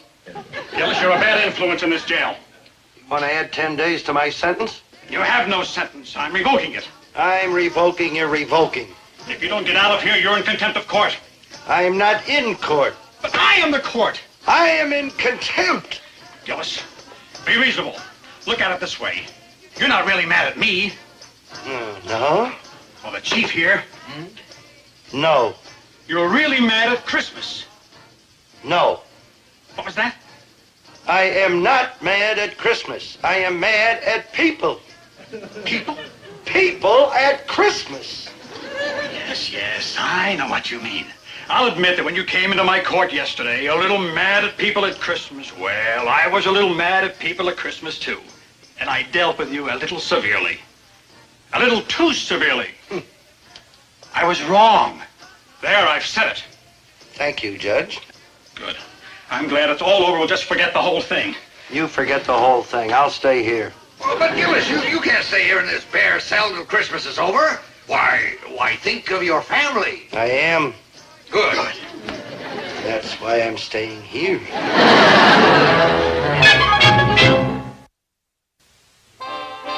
Don't blame Dad for his attitude. The family was one of the big causes of his going to jail. And I did my part. Although I have to admit, my mother warmed him up for me. Herbert, you have just got to help me decide about the Christmas card. Look, Christmas is bad enough, what with the customers I have to put up with, let alone my wife, who I have to put up with, too. Don't get me wrong, Winnie. You're a wonderful woman. But comes Christmas, blip, you flip, just like everybody else. Now, please, again, please, don't bother me with the Christmas cards. Did you hear what I said, Winnie? Of course, dear. Herbert, you have just got to help me decide about the Christmas cards. Oh, my... We have to get the cards out. Why? Because it's Christmas. Boy, and is it Christmas. That's the excuse for everything. Everybody goes nuts, and why, it's okay, it's Christmas. Oh, you just love to act like Scrooge. Who's acting? Listen, Herbert, I have to ask you about the Jorgensons. You asked me about the Jorgensons yesterday. I did? What did I ask you about them? You asked me whether we should send them a Christmas card. Really? And what did you say? I don't remember. You said they owe us a 3 months bill. All right, so that's what I said. But did you say to send them a card or not to send them a card? I said not to send them a card. Oh, all right. But then, if we sent them one, it might remind them about the bill. Then send them one. Make them feel guilty. Merry Christmas. Does that mean yes or no? I said send them a card. Oh, all right. But then 3 months is an awfully long time for them to owe us. Goodness, they might think we didn't mind. Then don't send them one. Okay. But then, Herbert, it is Christmas. Then send them one. Goodness, I only said it's Christmas. I know it's Christmas, and how do I know it's Christmas? Because my wife can't send out one Christmas card without calling a top summit conference. And old Mrs. Muller comes in here 4 times a day and gets the same thing she gets all year round. But now they are presents for people. And will I please gift wrap them? And why? Because she wants to get free Christmas wrapping paper. Well, it would do that? No, you don't. This is a salami. Mrs. Muller buys a salami every week of the year. But this week, it's a present for her sister-in-law in Detroit. And will I please gift wrap it? Here, let me. She was in here a little while ago and wanted a can of sardines. Gift wrapped for her nephew boy in Phoenix. Here, put your finger. There. Now we can get started checking. Good. The Christmas card lists. Yeah, Mom didn't help Dad's temper any. But let's be honest, neither did I.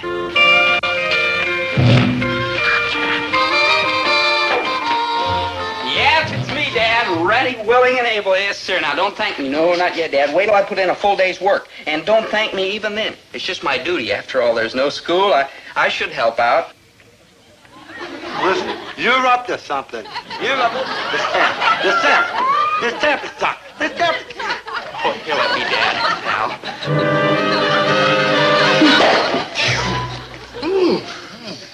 It's funny. I don't see how it could stick to a moist surface. My tongue happens to be a dry surface. I've licked over 2,000 of those things. Oh, well, that's something I can do. All right, boy, what are you up to? Huh? You are my son. A tall, strong, healthy, all-American boy and as lazy as a hound dog in possum season. So anytime I see you in this store wearing an apron and ready to go to work, I want to know, what are you up to? Ah, Dad. Speaking of Christmas presents... Nobody was. I can't figure out what to get Maynard. I have a suggestion, but how are you going to hang a bath on a Christmas tree? No, seriously, Dad, what's really bugging me is what to get Mom. What are you giving her?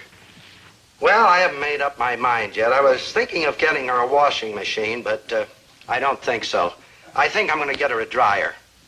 A clothes dryer? Yeah, she needs that more than she does a washing machine. After all, her scrub board's only 6 months old. Dad, listen. Don't argue with me, boy. I remember distinctly. I got it for her last August for her birthday. Dad, you don't understand women. True, an understatement, but basically true. Of course, I know a little about them, or you wouldn't be standing there. Well, I think you ought to get her something to remind her she's a woman. I have ways. I mean, get her something gay, glamorous, frivolous. I already did. You. No, seriously now, Dad. What would you suggest? You could get her something, say, from Paris. Well, if the French happen to make a good clothes dryer, I'll buy it for her. Oh, speaking of presents for women reminds me.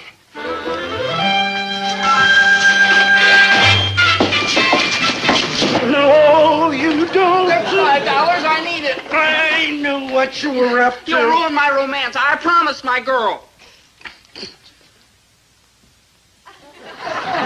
She'd have given it to me eventually anyway, Dad. Not until Christmas morning. Okay, if you want it now, take it. But, Merry Christmas. Ah, Dad, I know you. You're just a warm-hearted, generous, affectionate softy. Yeah, and you're just consistent. A bum, but a consistent bum. Can't you just pretend to work a little? Oh, I'd love to, Dad, but I've got to go to the post office and order my girl's present. The post office? What are you giving her, stamps? No, I'm giving her a home study course in baton twirling.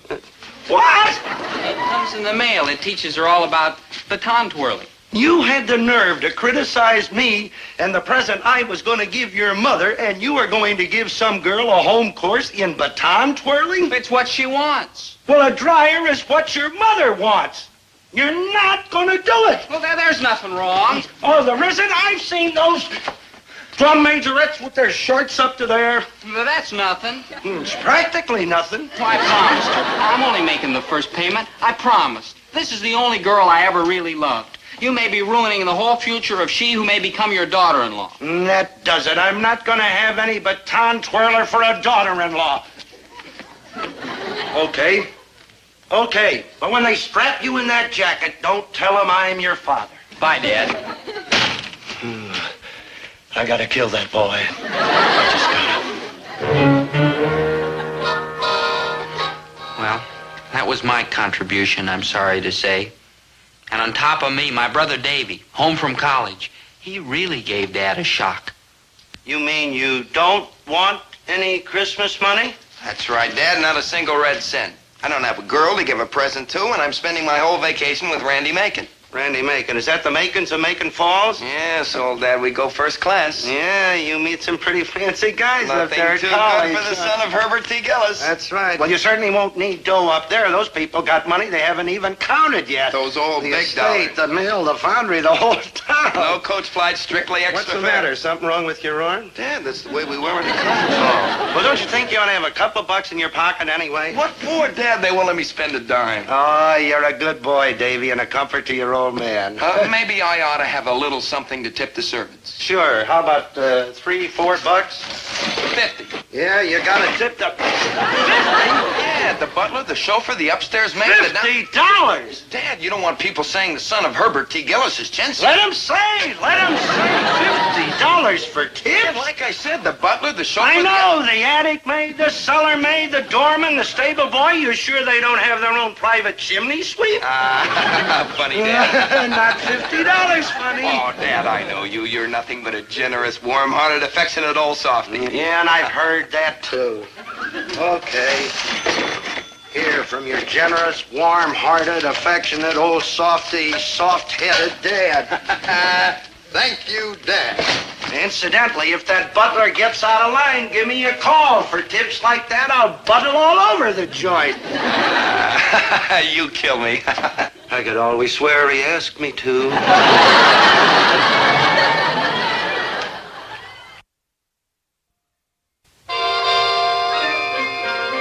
Well, that was the family's contribution to Dad's Merry, Merry Christmas. That's not all. His loyal, regular customers pitched in and helped, too. You want some customers? You want old Mrs. Muller, the Christmas wrapping paper thief? Or Mrs. Nichols, the fruit pincher? Mrs. Sedlitz, the candy taster? Or maybe Mrs. Dowell, who sends her kid with a list and the money. Always 10 cents short and has yet to pay up. Or Mrs. Kenny? That's it. That's it exactly. I'm sorry it took so long, Mrs. Kenny, but the wholesaler didn't have anything like it in stock, and I had to have it made special. Oh, thank you so much, Mr. Gillis. You know, Charles will be so pleased. Your little boy? No, my husband. Your husband. Oh, he's going to give it to the kids, huh? This is for Charles. You see, I got him one 32 years ago for our first married Christmas. And this will be such a nice surprise. Oh, I think it was so sweet of you to go to all that trouble. Oh, glad to do it. And here it is. No.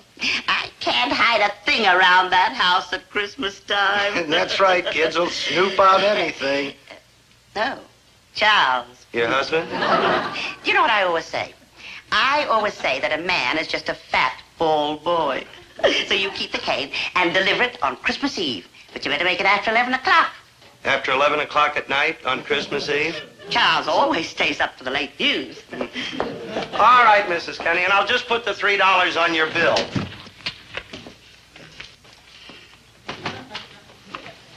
$3? Well, that's what it cost me. $3? Why, I didn't pay more than $1.50 for the other one. But that was 30 years ago. 32. Honest, I'm not making a penny. I certainly wouldn't pay $3 for a silly thing like that. Well, they won't take it back. Well, it's going to spoil my entire Christmas. Now, you wouldn't want to do that. What am I going to do with it? Sell it. To who? Anybody would want a nice thing like that for $1.50. No, Mrs. Kenny, it's yours for free and a Merry Christmas. Oh, thank you. That's wonderful. Free. and you'll deliver it, of course. After 11 o'clock, Christmas Eve. It'll be a pleasure. You know, I think the wrapping could be nicer. Well,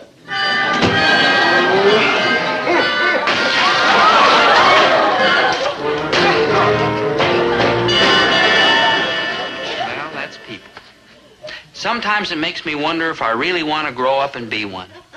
Dad says a small business isn't called small because of the amount of business you do, but because of the people you do it with. Thank you, and call again.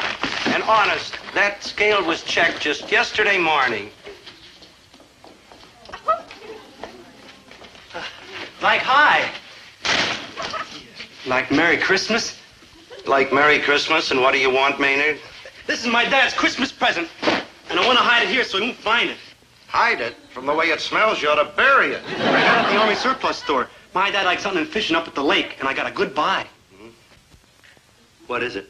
It's one of those self-inflating rubber life rafts. You know, when a plane like went down at sea, they threw this out, pulled the cord, and... Oh, my dad will love it. $4.95. Will you hide it for me? Like, please? I better like hide it, or the health department will be like after me. Oh, I gotta warn you about one thing.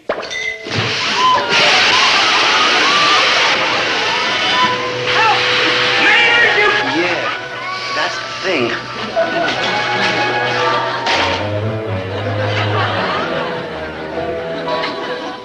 think that'd be enough to flip anybody. But Dad bore up, bravely, finally. At least until Mrs. Lapping. Oh, hello, Mrs. Lapping.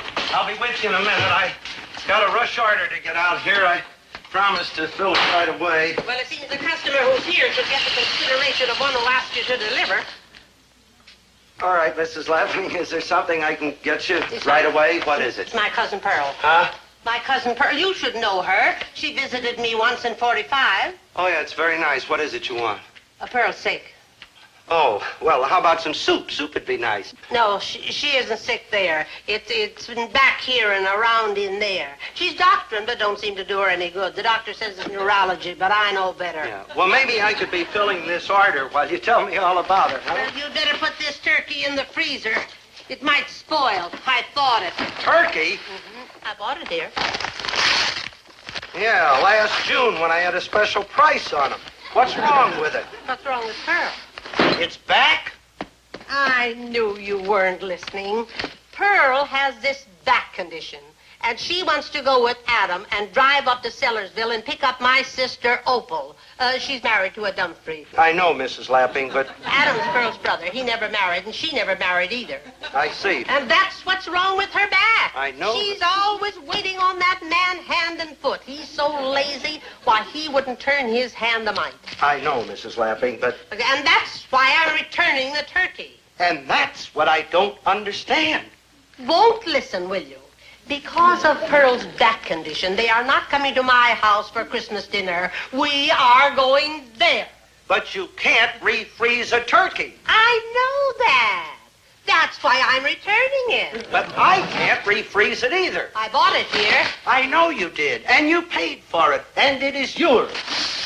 I just returned it. What am I gonna do with it? It's your turkey. No, it's not. Well, you can sell it to somebody. No, I can't. Yes, you can. If you were more cooperative, people would come in and you cook.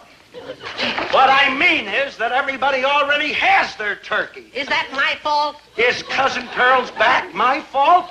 It's Adam's fault. I told you before that. You just won't listen, will you? I bought it here. All right, Mrs. Lapping, all right. You know you can sell it easy. Maybe. You've known that all along. 18 3/4, and the price last June was 49 cents a pound. Here it is, all figured up. Yeah. Hey, just a minute. You got this figured at 69 cents a pound. That's what it is. That's what they are now, but they were 49 in June. I can take you outside and show you a sign in your window that says turkey 69 cents a pound. That is what they are now. Well, now is when I'm returning it. But you can't expect me to give you more than you paid. I bought it here. For 49 cents a pound, and you can't expect me to give you 69. Well, I've been keeping it in my refrigerator all the time. I know, Mrs. Lapping. And with all that electricity. Yes, Mrs. Lapping. And you'll sell it for 69. Wanting to give me 49, while you're selling it for 69, making 2 profits. 2 profits? And at Christmas time, too. What? This is the time of the year when everyone should be their kindness. Take the whole down. Give me my money. La, la, la, la, la. 'Tis the season to be jolly. Christmas cards, baton twirling daughter-in-laws, life rafts, $50 for tips for the servants, gift wrap salami, and last year's turkeys. Merry Christmas! No. Police! Help! Gillis, I don't care what they put in the papers. I'm tired of babying you around. If you had kept your mouth shut in court yesterday, the charges against you would have been dropped. But no, you had to be a loudmouth. Well, the judge was right when he sentenced you for contempt. Thank you. And now you're being stubborn. You're going to stay here in this jail till Christmas is over. Well, I'm glad. You don't deserve to be out with decent people on Christmas. My sentiments exactly. And I've got better things to do at 11 o'clock Christmas Eve. Good night, sir.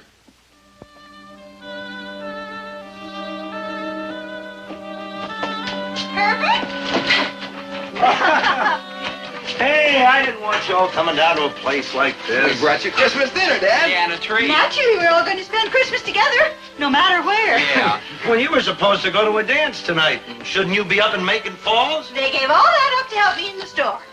Help you in the store? Yes. Let's go.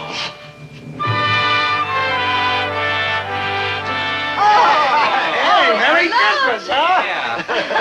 Hey, listen. Christmas carols. Shall we invite them in for coffee? Yes. Okay. The season to be jolly, fa la la la la la la la la.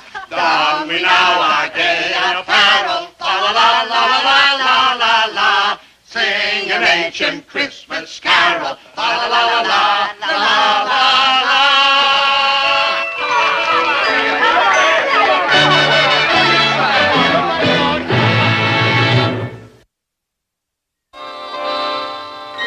We're all together.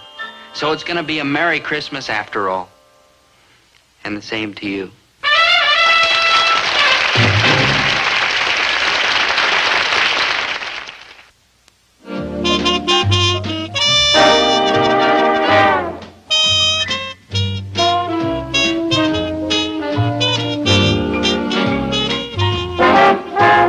Dobie, once a gal was dreamy, Dobie.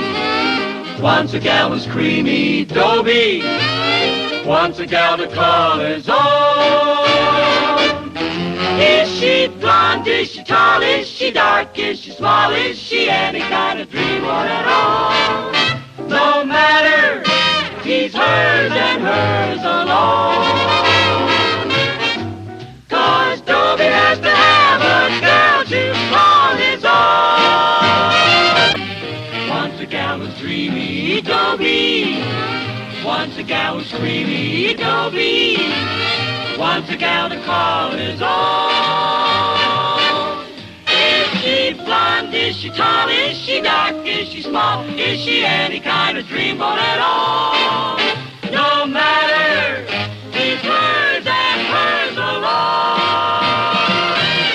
Dobie.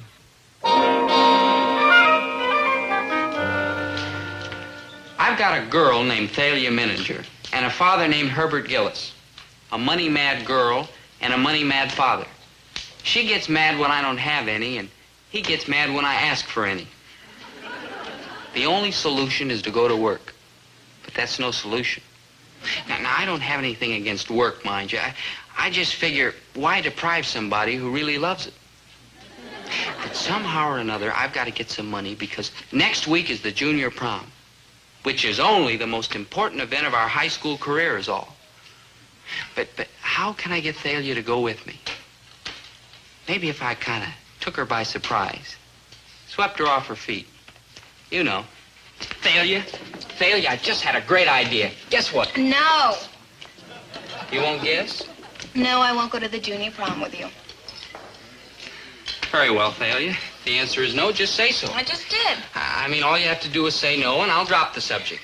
Just a plain, simple, honest, straightforward no. That's the way you feel, and I won't say another word about it. No! I beg, Thalia, just come right out with it. You can be frank with me.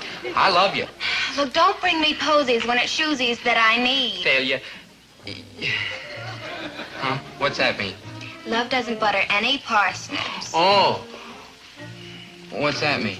It means that it's very nice that you love me, and I'm very appreciative, but do you have the money to take me to the junior prom? Well, yeah, sure. Of course. Practically. I know you, Dobie. I want facts, no shilly-shallying. Thalia, my heart, my love. I'm sure I can get the money. Oh, sure. You were sure last year when we went to the sophomore prom, and we didn't even get there. We did, too, get there. Not inside. Now, look, I am not dancing on the sidewalks this year. I'm going inside, which means tickets, which means money. And where is it all coming from? Would you like me to go outside and earn it? Of course I wouldn't like it. I'd hate it. What'd you have in mind? You would like it. You'd like it fine. I wouldn't. It's just that, well, maybe I'm strong enough to rise above my natural feelings. Oh, you are absolutely, definitely psychotic. Yeah, you're psychotic about money. Oh, I am not. I keep telling you that I don't care about money. It's my family. My father is 60 years old and has a kidney condition. My mother isn't getting any No, she isn't. My sister's married a just loafer who lives at home and eats his own weight every day. Shows Shows every sign of becoming a public shark. I know.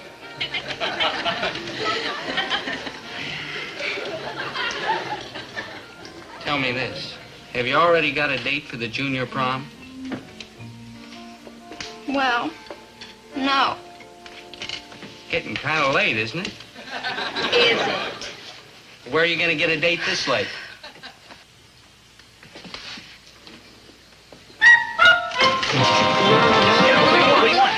Would you care to take me to the junior prom? Whoa, yeah, okay. What do you mean? I was here first. You met me, huh, Thalia, huh? I'll break my date to take you. That's more than these guys are offering. I'll hitchhike to Macon Falls and borrow my uncle's convertible. I'll saw the top off my dad's sedan. Have me, Thalia, me, huh? Well, I'll let you know.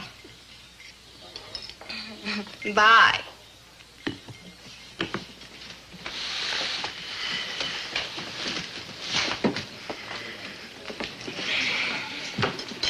All right, Thalia, okay. You proved your point. You can go to the prom with any fella you want. So why are you picking on me? I'll tell you why, Thalia Menninger. Because deep down in that greedy, grubby little heart of yours, you've got a soft spot for me. Oh, I guess so, but I'm trying to kick it. Yeah, and you're making it, too. All right. A 2-day option I'll give you. A 2-day whattion? I'll give you 2 days to get the money if you don't show it to me in that time, in cash. No box tops, no bottles for refunds, but cold, hard cash. I'll give you the day. Oh, boy, Thalia, thank you. How much cold, hard cash? Well, it's $3 for the tickets. Yeah. $3 for extras. $3 for extras? Well, I have to have a corsage. Oh, of course, my lamb. Delivered. Delivered? Oh, I'd rather place it in your lovely hands myself, my love. Oh, no, delivered. Now, why is that so important? Because I know you, and otherwise you'll go to the florist at closing time and cry him out of some withered old leftover. I wouldn't. 2 years ago, you tore the tops off some carrots, and you tried to give them to me. One corsage. Delivered. 2 days. $6. Cold, hard cash. I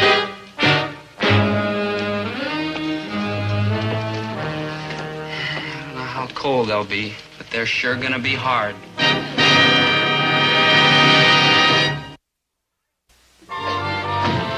Success high, and you shouldn't be here in the store working. You should be home working.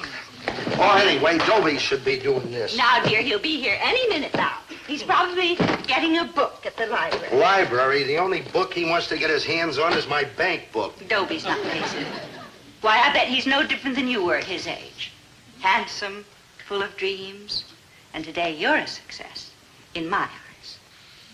What are you thinking about? You're low on frozen soups.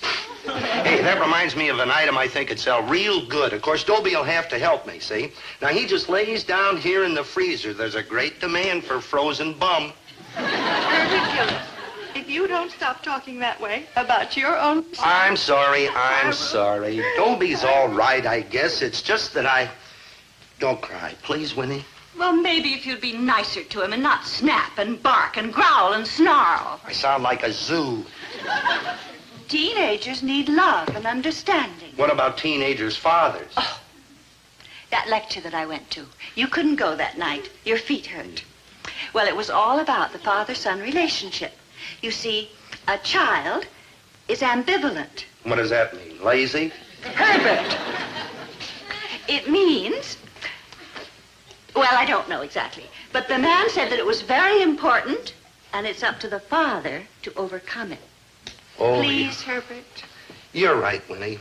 I have been thinking about the store too much. I've been kind of blind. I guess I've had leftover vegetables in my eyes. Honest, I'll try. Oh, thank you, dear. Do you feel a little numb? It's this freezer, and I got thin pants on, too. Hey, What do you say I get Jack Larson to come in and take over the store for a week, and you and I go away on a second honeymoon? How's about it, cuticle? Don't look at me like that. Like what?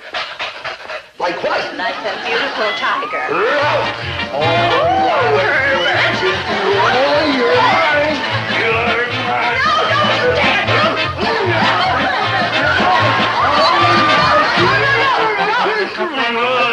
I got him, lady. I got him. Call the manager. Let go of me. I'm the manager.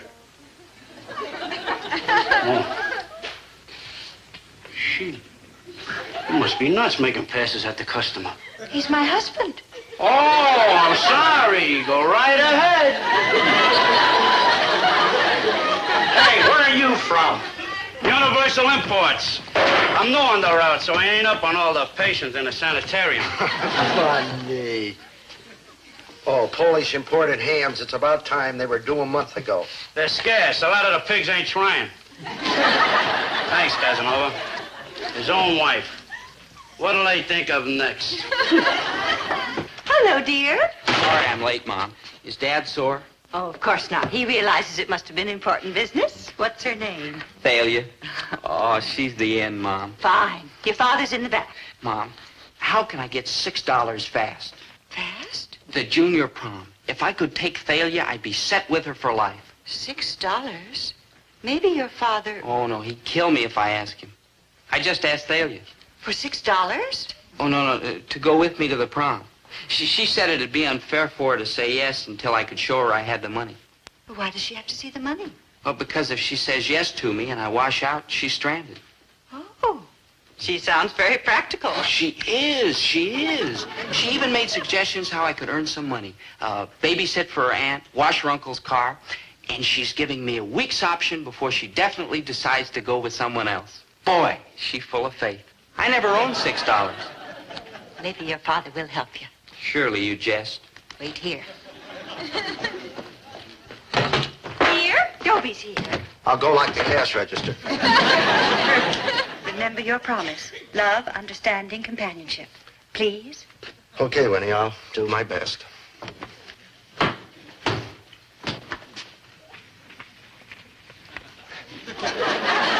How are you, son?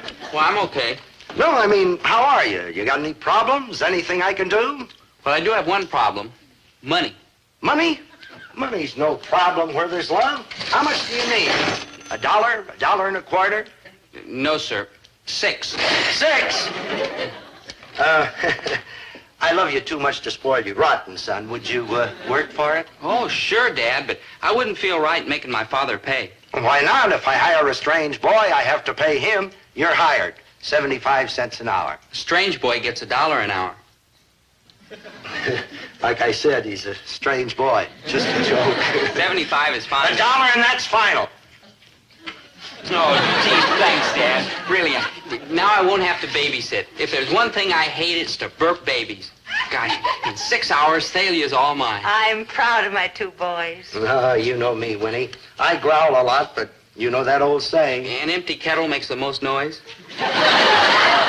No, it's something about a bark and a bite. Okay, son, I got the shelf cleared for those hams. I got a good buy on them, and there's a big demand on them. There's $2 profit in every one. Oh, not bad. Got the stamper set? Yeah, they sell for $3.99. $3.99. Here, stamp every one of them and then put them on the shelf. Right, Chief. Answer that, Dobie. Oh, right, Chief. Gillis's Market. Hello, Dobie. This is Thalia. Oh, hello, mon amour. I've been suffering ever since the ice cream parlor. Oh, something wrong with the soda? No, I mistreated you. I was cruel. Yes, you were, but it's an exquisite pain. About the prom. Yeah? Now, I am prepared to make a definite commitment. I prefer not to dangle you. You may take me. Oh, Thalia, that's great. And I'll never dangle you. And don't worry, I'm all set on the loot. And Thalia, I love you. That's nice, Dobie. Can I see you tomorrow? Well, gee, I don't know. I was going out to my grandfather's house tomorrow. Well, I'll pick you up there. Where is it? Pick me up in what? My father's truck. It's not bad if you just like transportation. Okay. What's the address? It's out the freeway to Grebelville, 110 Winnipesaukee Avenue. Got it? I better write it down, dearest. Oh, hold on. What was it again? 110. Jeepers, what are you thinking of? I dare not say. This phone may be tapped. 110. Uh-huh.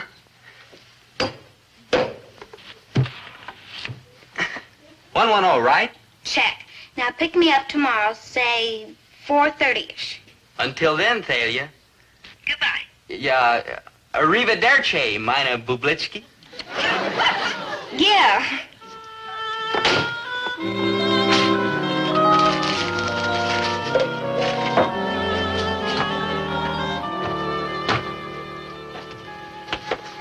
What did we ever do to deserve such a son? We got married.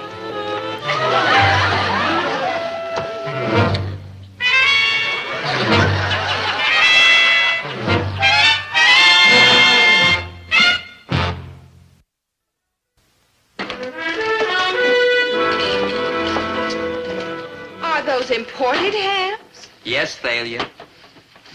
Why, they're cheap. After you deliver that, son, why don't you lie down? I won't talk you for taking a little break. Ah, gee. Oh, excuse me. How do, Dr. Clicker? Dr. Clicker, how's the psychoanalysis business? Traumatic. What? Huh?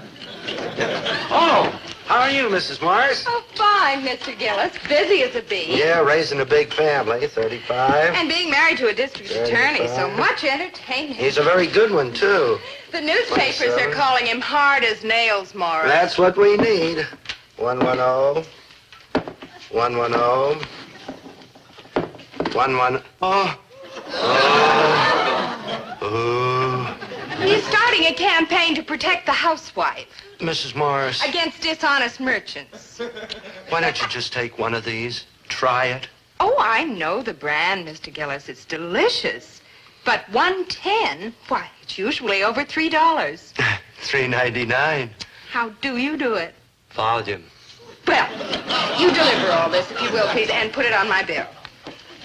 Come again. Oh, by the way, Mr. Gillis, that nice-looking young boy back there called me Thalia. Is that your son? He used to be. Where is he? Where is he?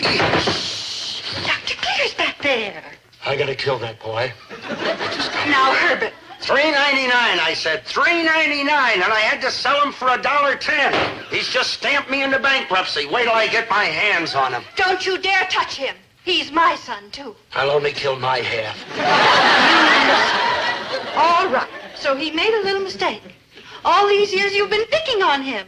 Now suddenly today you're nice. He's confused. And that DA, he ought to be arrested. Yelling at Dobie isn't going to help. Remember, he's ambivalent. He's an ambivalent bum. Herbert, this is serious. The happiness, the future of your son is at stake.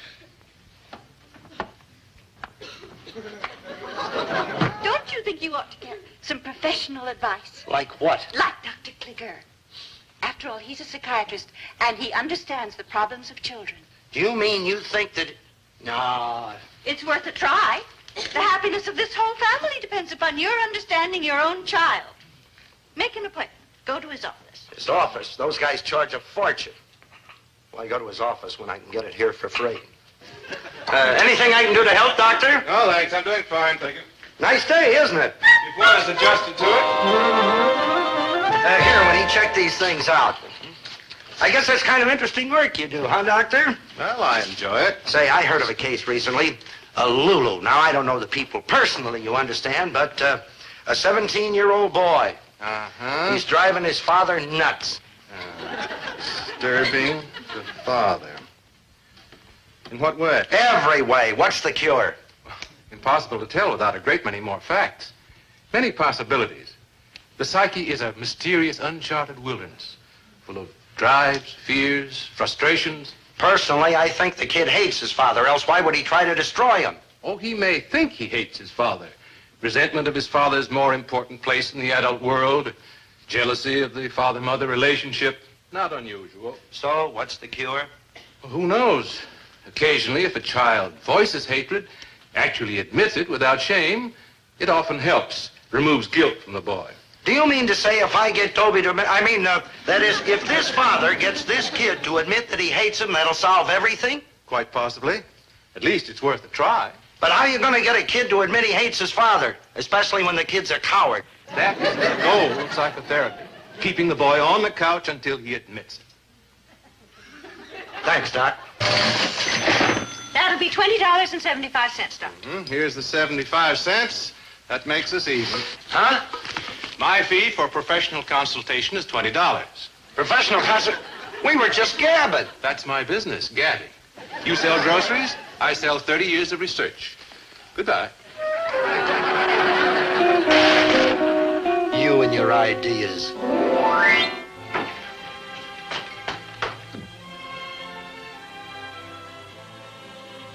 Evening, Hitch.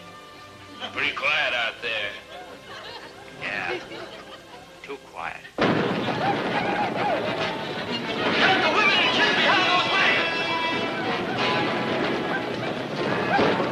Hiya, pal. Oh, hi, Dad. Son, there's something I'd like to take up with you. Sure. Well, you see, it's like this. I lay down on the couch. Huh? Lay down there.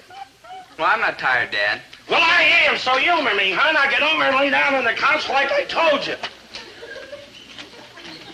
I'm supposed to sit here. Son, do you trust me? Oh, sure, Dad. Am I your friend? And how? Well, if I am your friend, you want to make me happy, right? Believe me, Dad, I'd do anything to make you happy. What would you like me to do? Tell me you hate me. Huh? Just say that you hate me. But I don't hate you. I love you. No, you don't. You hate me. Now say it. It's not true. I love you. Look, son, I'm just trying to help you. Now, you know you hate me. Admit it. But I don't. Dad. Tell you what. You Dad, say that you hate me, and I'll give you the $6 to take that girl to the prom. You will? There it is, right here. Cash on the barrelhead. Now, do you hate me? No, I can't do it, Dad. Oh, what kind of a kid are you anyway? Can't you do one little thing for your own father? I can't help it, Dad. I love you. Ingrate. Let me up, will you? No. Now, you just think you love me because I'm a great guy. You're confused. Now, you say that you hate me, or we're through. Finished. Okay, Dad, I hate you. Honest? You swear? I hate you. I swear. Now you're talking. Now can I go? Oh, sure, son. And thanks, son. He hates me. He hates me. He hates me? He hates me.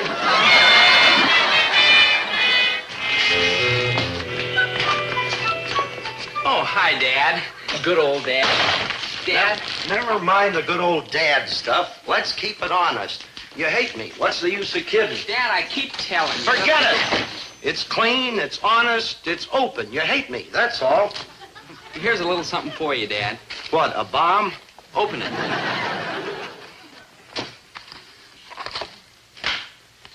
What's this for? It's not Father's Day. It ain't my birthday. I just happened to see it downtown, and I thought it'd look nice with your blue suit. All right, the truth. What did you do? Wreck the car, flunk out of school, what? Nothing, Dad. I just felt like buying you a tie. Where'd you get the money? Out of the cash register, huh? How much did you take? 10, 20, 50? Out with it. Oh, what's the use? Oh, I'm wise to your tricks, mister. You gotta get up pretty early in the morning to put one over on Herbert T. Gillis. Mr. Gillis? Oh, hello, Thalia. Why don't you look at the big picture? What big picture? I just can't understand why you didn't give Dobie $6 to take me to the junior prom. But I did give him $6. No, you didn't, or else why would he break his date with me? Well, he loves me more than life itself, as indeed he should. Look at the big picture. The big picture. What's the future of a boy like Dobie? On his own, I mean. Black. Exactly. But if he had a girl like me with expensive taste, why then he'd have to make a success, wouldn't he? Well... You show me a financial tycoon, and I'll show you right behind him a girl like Thalia Menninger. But... Girls like me, we are the movers and the shakers. Why, we take men and we open up their vistas. We broaden their horizons. Now, Miss... We just do everything. We make things happen. Dobie is the clay, and I am the sculpture. I'm not sure I understand you. In fact, I know I don't. I know you don't, too. $6 measly standing between your son and this face and these hands. Oh! Oh, penny wise and pound foolish.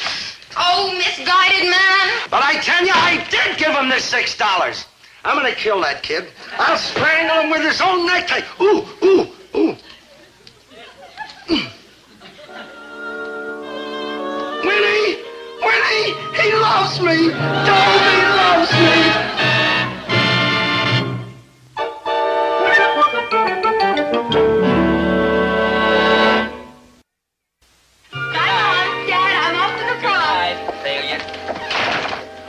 You look so beautiful. Oh, thank you. You look very nice, too.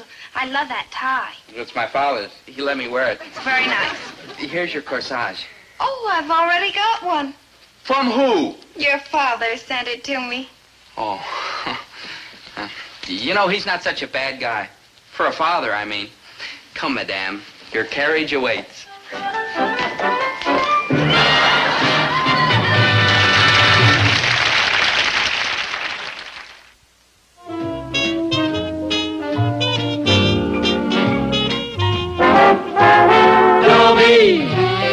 Once a gal was dreamy, Dobie. Once a gal was creamy, Dobie. Once a gal to call his own. Is she blonde? Is she tall? Is she dark? Is she small? Is she any kind of dream or at all? No matter, he's hers and hers alone. 'Cause Dobie has to have a girl to call his own.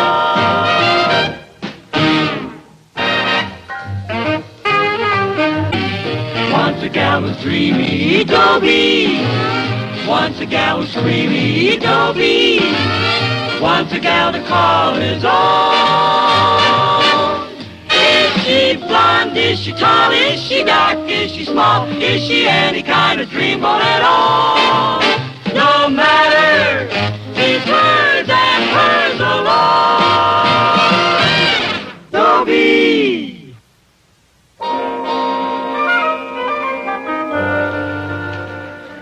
I'm Mr. Gillis' son, Dobie, and I want to go on record as saying Mr. Gillis is a nice man, as fathers go. The thing is, fathers can be very unreasonable. For instance, I'd like to take Thalia Menninger out for moonlight rides.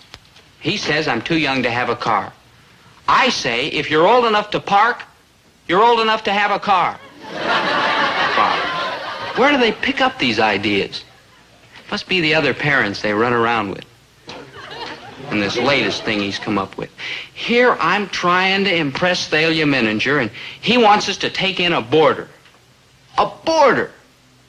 I tried to reason with him. I said, Dad, what about our social position? Social position? Well, it could be that the Grocers Junior League will ask me to turn in my apron, but we'll just have to chin up and muddle through. No, Herbert. When I was growing up, we had a boarder, and it didn't affect our social position. Yeah, but you're talking about the olden days. Yes, I'm talking about the olden days when thrift was considered respectable and earning an honest dollar was in style, and when sons worked in their father's grocery stores after school. Herbert, you promised. Oh, I'm sorry. Did I say work? Forgive me. It just slipped out. Listen, you've got a brother Davy, remember? And he's away at college, and his room is empty, and there's a bed in it. And it just doesn't make sense to me not to rent it and get that little extra income. Dobie, I think your father's right. Oh, but if Thalia ever found out... It shouldn't come as a shock to Thalia that we're not rich. Or have you convinced her that I just got bored with my polo ponies and am running the store as a hobby? The for rent sign is up, and it stays up. Up? Up where? Right there in the front window. In the window where everybody can see it? Just keep it up, boy, and there'll be 2 rooms for rent.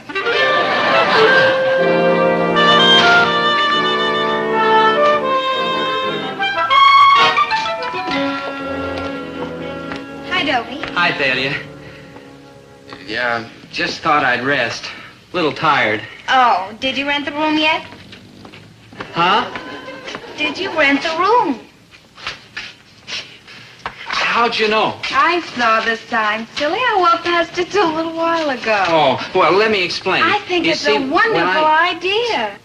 You do? I really do. It doesn't make any sense to let Davy's room go to waste when you could get a little extra money every month. Yeah, that's why I talked my father into it. Believe me, it wasn't easy. Well, I'm glad to see that you're finally getting aggressive. Uh-huh. Money is very important. Yes, I know. Uh-huh. And this idea might mean a bigger allowance. Yeah, that's the way I figured it. Uh-huh. Then will you be my steady girl?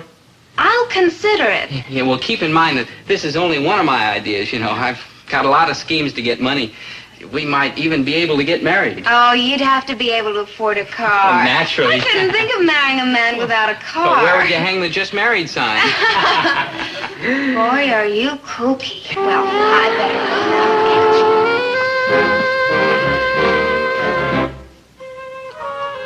Yeah, excuse me, are you interested in the room? See. Oh, well, come on, I'll show it to you. It's in our home upstairs. This is my father's store. Oh, well, the location will be perfect. I will be going to Central High School. Oh? I go to Central. My name's Dobie Gillis. Charmed. I'm Carlos Romero. Come on.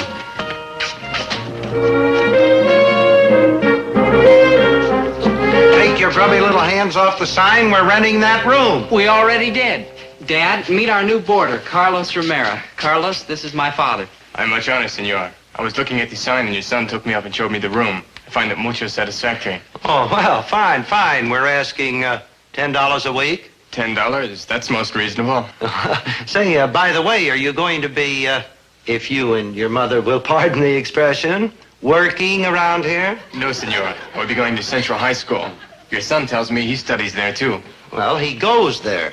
Oh, Mother, I'd like you to meet our new boarder, Carlos Romero. Carlos, this is my mother. I much pleasure, senora. How do you do?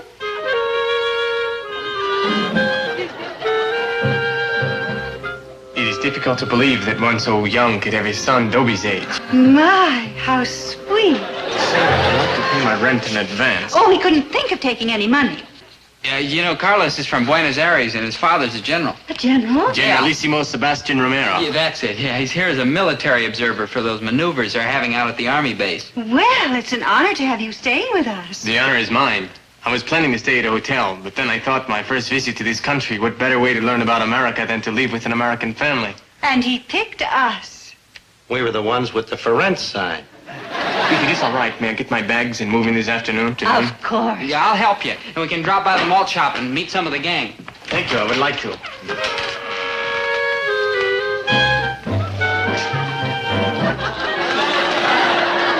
Hasta la vista, and I'm sure my stay will be pleasant.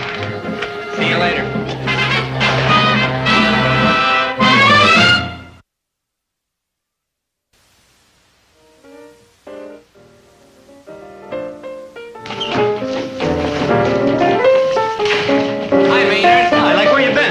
I'd like you to meet Carlos Romero. Crazy, man. Flip 5. Carlos is going to room at our house. Oh, solid, Daddy-o. And he kept the shacks with Dobie's like way up there'sville. This is his first visit to America. Groovy. What country you from? Argentina. What country are you from? We're not even sure what planet. You want a soda? All right. Hey, he's new.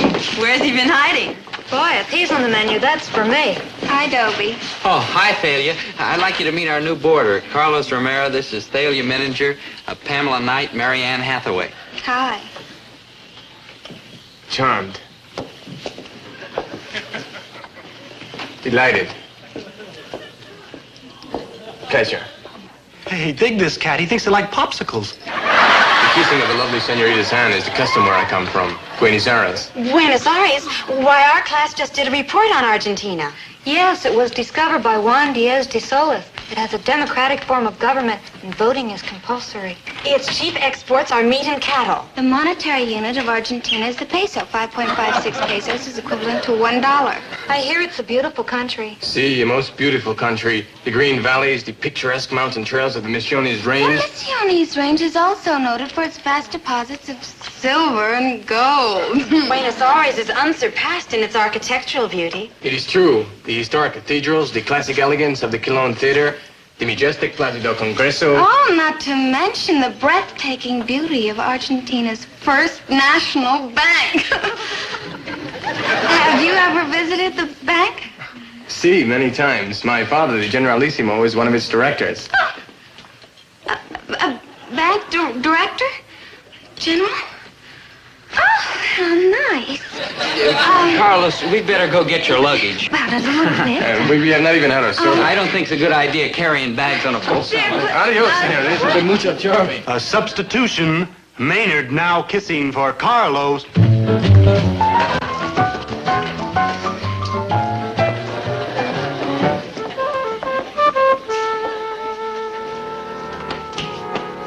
I'm all finished. I mopped the floor, polished the lamps, changed the slip covers, and washed the woodwork. Good. You can call the society editor town, tell him to come over and take the pictures. Oh, now, Herbert, remember, he's a general's son, and you can imagine what he's been used to.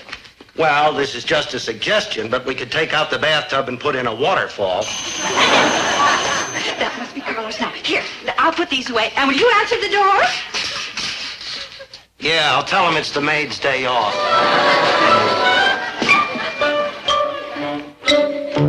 Simpson Rug Company. You made a mistake. We didn't order any rug. Look, will you sign here, please? I ordered it. It's for Carlos' room. Thank you, lady. It's a fine thing. You get me to mop the floor and then buy a rug to hide it. How much did it cost? $48. It goes back. You know perfectly well that we've been talking about buying a rug for Davy's room. But Davy's away at college. Yes, but his room is still here. Oh, that must be them. $48. Hello, Dobie. Hi, Mom. And Carlos, welcome to your new home. Gracias. I'll help you put your things away. That is most kind of you. Hi, Carlos. Herbert, will you get that, please? $48 for... Green and Blackstones. Wait! You got the wrong address. Herbert Gillis? We moved. This must be the new drape. New drapes. Listen, Winnie, you can't... Now, listen,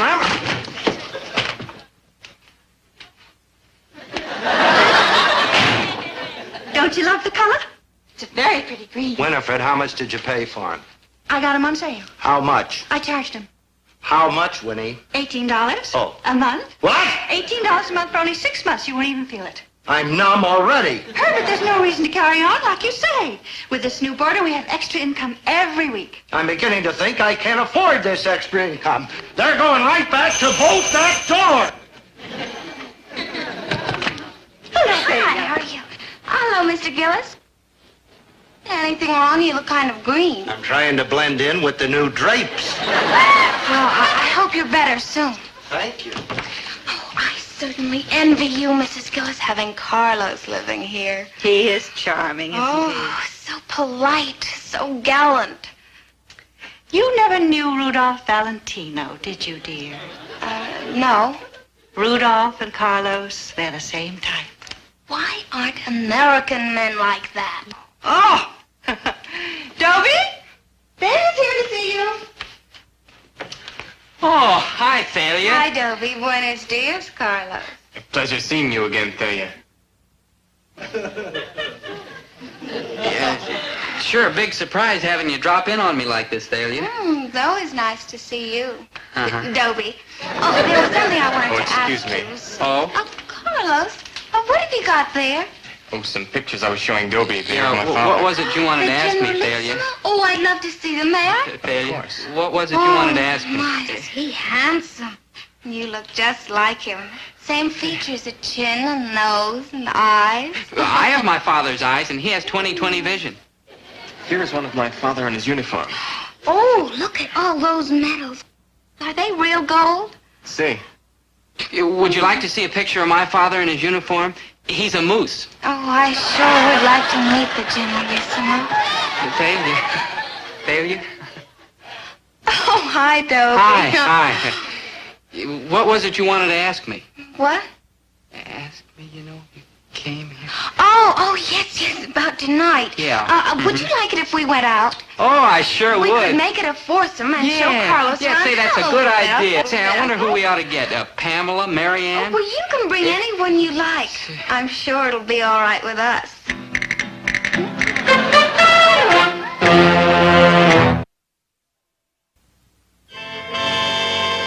You shouldn't take this like sitting down, Dobe. Don't worry, I won't. Then get yourself a chick for a foursome, and you need to keep your eye on him.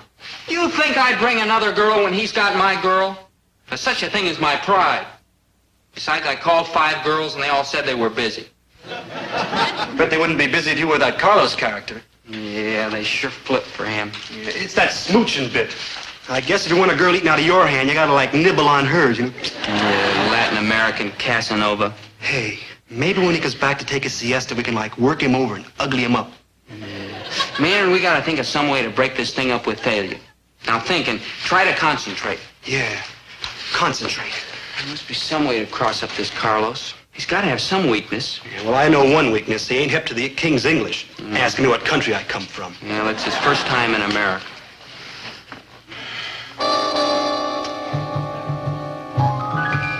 Wait a minute.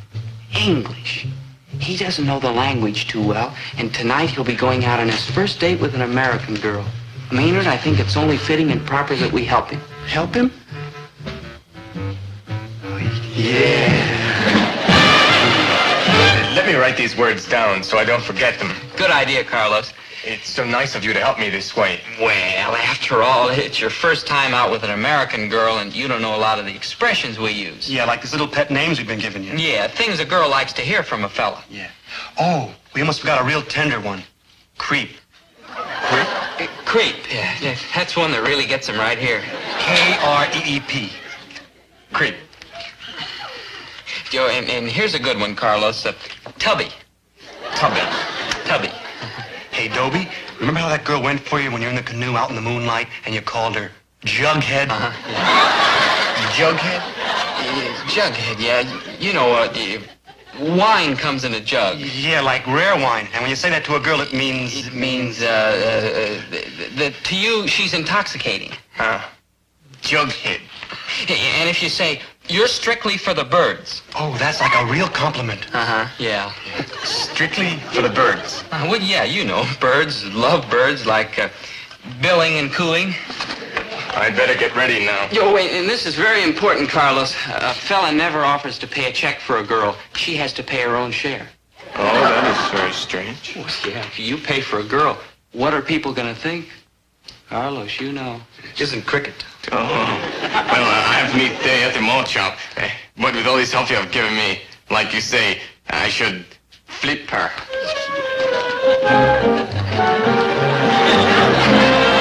And there's a wonderful movie at the Bijou, The Monster That Devoured Cleveland. We could see that, and then we could, you've never seen our park. I could take you to that, and then we could come back here for a soda, and there are just lots of things to...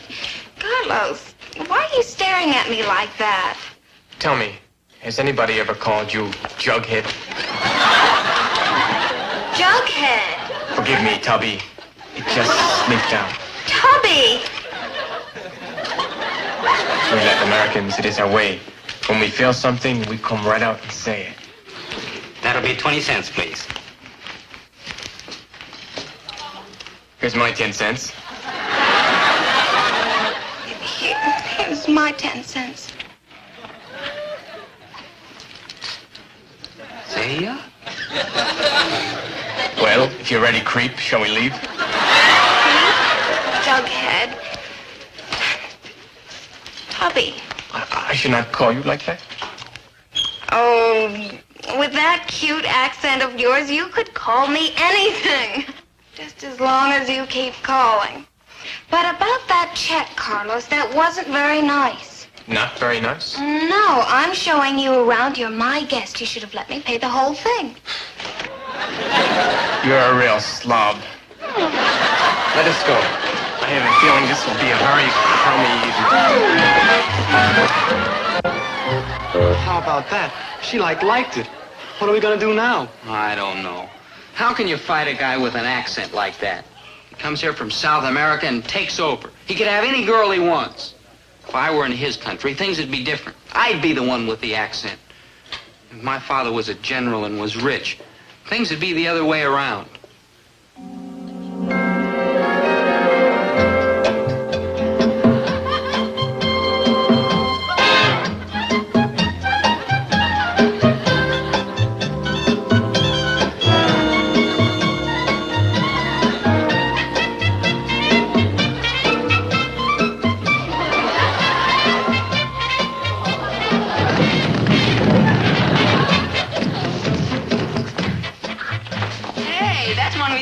He's new around here. See, he looks like Americano muchacho. Oh, what a muchacho. Cha-cha-cha. Buenas noches, senoritas. Buenas noches, Carlos. I would like you to meet my new boarder, Dobie Gillis. Dobie, this is Marianita, Pamelita, and Feliaita.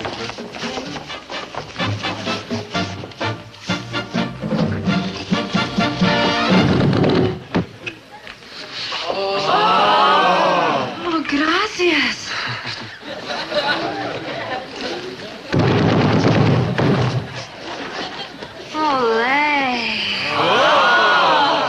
It's the custom where I come from. I'm from the United States. Oh.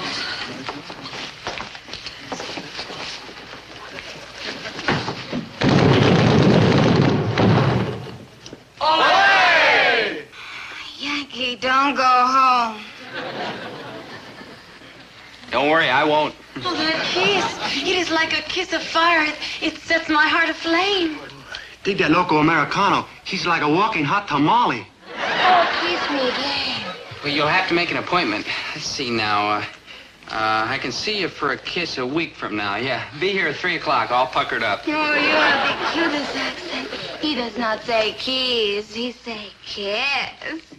Oh, say it again. Kiss. I don't mind if I do. Dig this hot tamale. Now he's on the flip side. Oh, my father. Hello, General Father. Your father is Generalissimo? Oh, so handsome. Harum. Oh, you look just like him. You have his nose, his chin, his eyes. And when he kicks off, I'll have his money. Oh, you've got such a cute accent. You do not say money. You say money. Say it again. Money. Oh. I'm glad you're back, Dobe. Been like out of this world. Yeah, Maynard, I've been out of this world. Oh. Did you see anybody I know?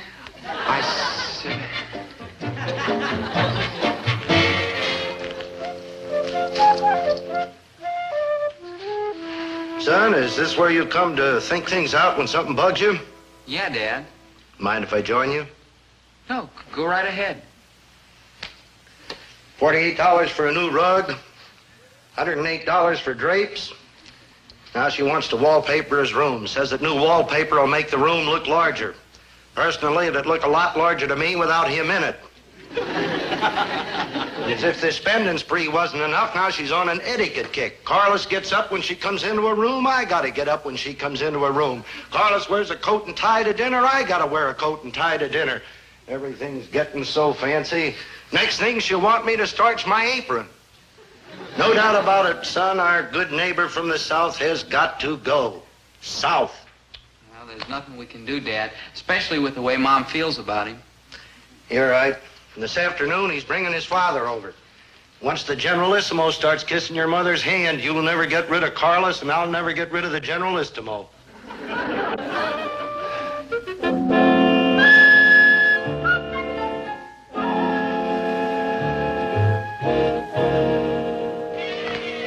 Yes, Papa, Gillis o Gillis Store. Ah, qué bonito. Y ahora le enseño mi cuarto arriba y usted puede conocer a Mrs. Gillis. Sí. Le digo a usted cómo puede hacer una gran impresión sobre Mrs. Gillis. Las mujeres les gustan lo que llaman compliments. Si le dice a una señora, Dobie. Dobie. Una buena palabra. Dobie. Y aquí tenemos otra palabra, esa es una buena. Strictly for the birds. Strictly for the birds. Una palabra musical. Strictly for the birds. That must be Carlos with his father. Oh, I hope he approves of our home.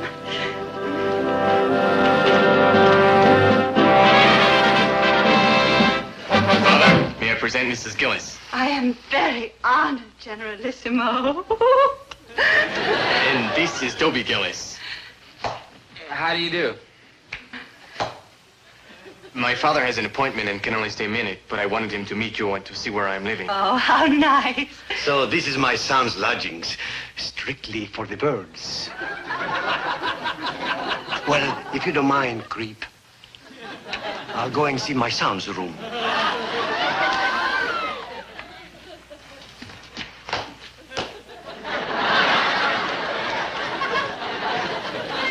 Did you hear what he called me? Yeah, Mommy.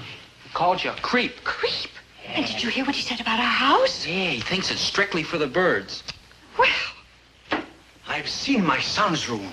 Crummy. The whole house is crummy. And you are very crummy. Well, I must be going. Adios, jerk. Adios. Goodbye, blubber.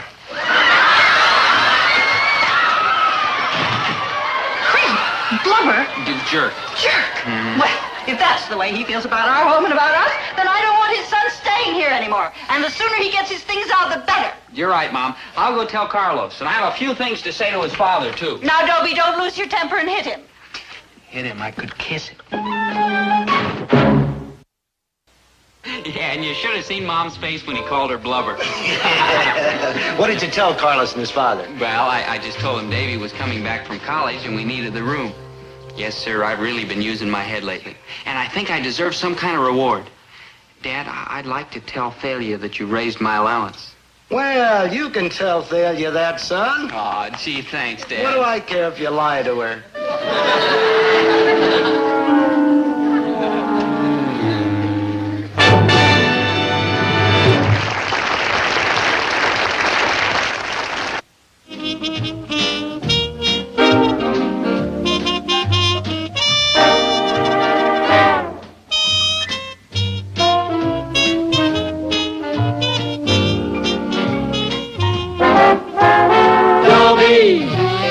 Once a gal was dreamy, Dobie.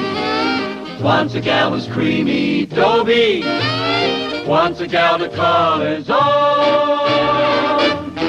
Is she blonde? Is she tall? Is she dark? Is she small? Is she any kind of dream or at all? No matter, he's hers and hers alone. 'Cause Dobie has to have a girl to call his own. Once a gal was dreamy, Dobie. Once a gal was creamy, Dobie. Once a gal to call his own. Is she blonde? Is she tall? Is she dark? Is she small? Is she any kind of dreamboat at all? No matter, he's hers and hers alone. Dobie! Boy, I don't get it. There's one word that can make me the happiest. Thalia, which stands for Thalia Mininger, the most beautiful, desirable, lovely, intelligent girl in the whole world. Just one word, Thalia. And the sun shines and the birds sing, and I feel like laughing at just nothing at all. Thalia. You see? As I was saying, I don't get it. Because there's also one word that can make me the unhappiest. The same word. Thalia. The most hard-hearted, greedy, grasping, selfish, conniving girl in the world. I hear that word, Thalia, and if I weren't a man, I'd weep. But I am a man. I can't weep. All I can do is go home, throw myself in the bed, and beat the pillow until my fists are red. I love Thalia because she makes me so happy. I hate Thalia because she makes me so miserable. I'm the most happy, miserable man you ever saw. Thalia, you don't mind if I put one of my posters here, do you? Oh, you might as well. You've got them up every place else. Yes, 500 of them. The money means nothing, you know. The trouble with you, Milton, is that you have no confidence. Thalia, I hate false modesty. How can I lose the election? I'm handsome, cultured, debonair, attractive, manly. There's nobody running against me. Nobody? Of course not. Who would be so foolish? Well, why are you campaigning so hard, then? Why all these pictures? Because, Thalia, I'm in politics seriously. I owe it to my class. The junior class? The ruling class. Let's not mince words. There's no use trying to conceal it, am a member of the aristocracy. This, my dear, is not all beer and skittles. We aristocrats have our responsibilities, too. We must forget our pleasures and enter into politics. Otherwise, the country will be run by slimy opportunists who only enter politics to enrich themselves. So there's money in politics, huh? And I'm going to go a long way, Thalia. This junior class presidency is a mere beginning.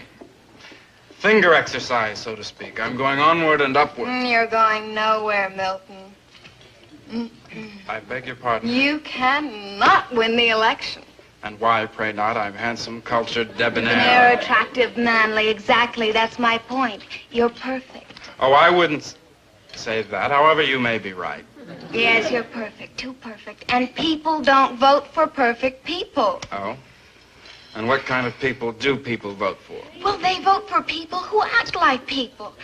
I mean, the man that wins this election won't be perfect. He'll be kind of average and simple. Not too handsome, not too bright. You sent for me, Thalia? Dobie, darling Dobie. Huh? Milton, would you mind getting up so my friend Dobie can sit down? Me? I'm not sure that I understand. You mean you want me to get up so... That's it. Goodbye. To each his own. Maybe I shouldn't look a gift horse in the mouth, but why are you so happy to see Dobie, me? I have the most wonderful news for you. Oh, you'll go steady with me. No, oh, now Thalia, pay close Thalia. attention. You, Dobie Gillis, are going to run for the president of the junior class. Against him? Oh, you gotta be kidding. I'm perfectly serious.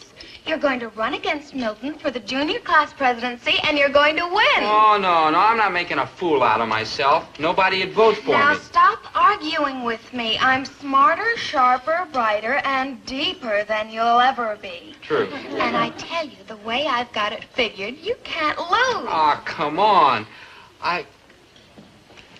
You mean you're gonna be my campaign manager? Of course. And we'd be together all the time? Of course. I'll run. Nobody will vote for me, but I'll Oh, run.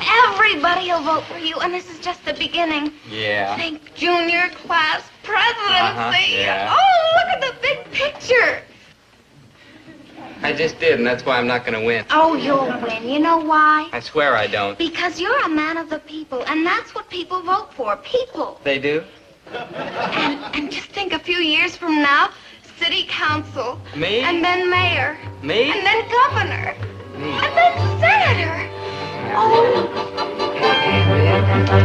And then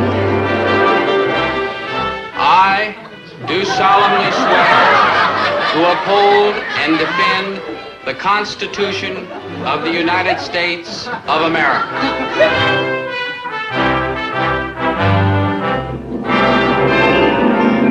So help me, Dobie, come on. We've got to go to work. Oh, yes, my manager. Yes, my power behind the throne.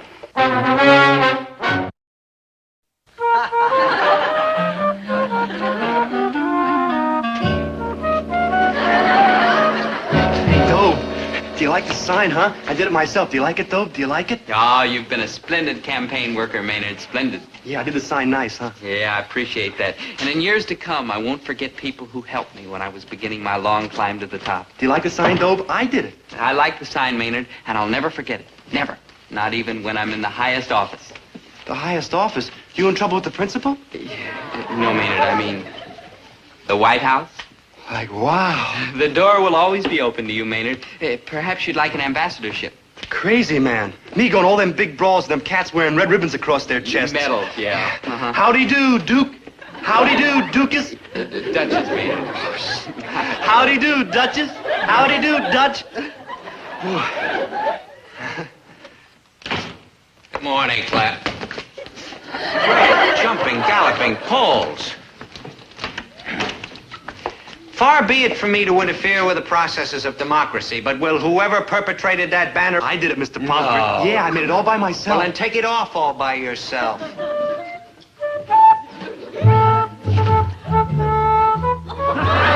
This, too, I assume, is your handiwork, hmm? Yes, sir. I'm Dobie's #1 helper. You're going to help him right into manual training school. And yourself, too, if you don't stop electioneering in this class. And now, my young unemployables, if we may turn from politics to literature, please open your books to page 281. My father wanted me to study air conditioning.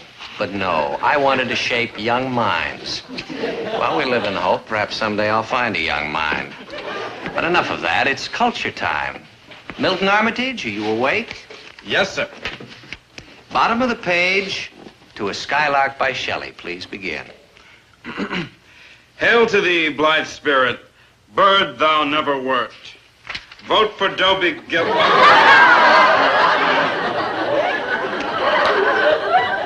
Any ambassadorship you want, Maynard. England, France, you name it. Some more of your strategy? Oh, it was nothing. I could send you to the principal. No, he already got his. Maynard, I'm moved and touched by your ingenuity. In fact, I'm a little ill. Now, there will be no more campaigning for Dobie Gillis the rest of this hour. None. You understand? Yes, sir. Now, Herbert, don't carry on so. You know how much this election means to Dobie. I don't care. I don't like being called fellow citizen at the breakfast table, and if I don't like it once, I don't like it 6 times. Ah, fellow citizen. Listen, you little ward healer. Mom? The romance of democracy, stories of our great presidents. Well, dear, you are taking this election seriously, aren't you? Well, after all, Mom, us presidents should know about each other. Well, aren't you a little confused, dear? You're running for president of the junior class, not of the United States. Oh, sure, Mom. I know that's a long way off. 6 or 7 years, maybe. Oh, at least. Yeah, I mean, first I've got to be councilman, governor, mayor, and all like that, you know. And then I take it president? And I want you to know that I'm not forgetting the humble people who gave me my start. I mean, if you want to be ambassador to somewhere, anywhere at all, just say the word. Except England. I promised that to Maynard. Let me understand this. You are going to be president of the United States, and Maynard is going to be your ambassador to England? Yes. Who's your Secretary of State, Fabian? You've got a sense of humor, Dad. I like that. Now, if you want an ambassador... What I want is to see you put on an apron and go to work in this store. Lincoln worked in a store. Grant worked in a store. Garfield worked in a store. So why can't you work in a store? Well, I'd love to, Dad, but I've got a little campaigning to do. So long, fellow citizens. Dad, think about that ambassadorship. There's a bunch of countries in my geography book upstairs. Pick one you like. I gotta kill that boy. I just gotta. Now, have you got it all straight? Yeah, I've got it. I come into Charlie Wong's ice cream parlor and I make a simple homespun man of the people Now, speech. try and look simple and homespun and unspoiled and kind of boyish. Yeah. Oh, you haven't got a cowlick, have No, you? afraid not. Hey, maybe we could, cut up a piece of my hair and paste it on Dobie's. Thanks a lot, Now, Maynard, let's but get no going. thanks. Yeah. Oh, remember... I know. Simple homespun man of the people. Have you taken leave of your senses? Gillis is going to beat me. It's a fact, Milton. That man of the people jazz seems to be working. Maybe you ought to try it, Milton. Him, man of the people? No, I guess not. Attention, everybody! Attention, I am here to introduce to you a man of humble origins. A man like Andrew Jackson or Abraham Lincoln or James K. Polk. Who's James K. Polk? Now, it gives me great pleasure to present the next president of the junior class, Dobie Gillis!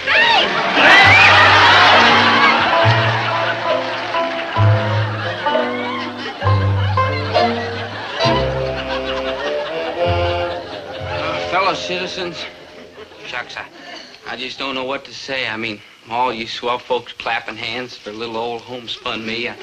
I just don't deserve it is all. I mean, being president of the junior class is a great honor. And I can understand how a guy like Milton Armitage would go after the job. I mean, he's so smooth, poised, polished, and rich. And I wouldn't blame anybody if they voted for him instead of poor little old homespun me. I'm just folks, just like you all, just plain simple folks. Whereas Milton's high and mighty and a true aristocrat. I mean, he has tea every afternoon with watercress sandwiches. Well, I never had tea in my whole life. Oh, I've had cocoa a couple of times, but never tea. As for watercress sandwiches, well, give me good old peanut butter every time. Yeah!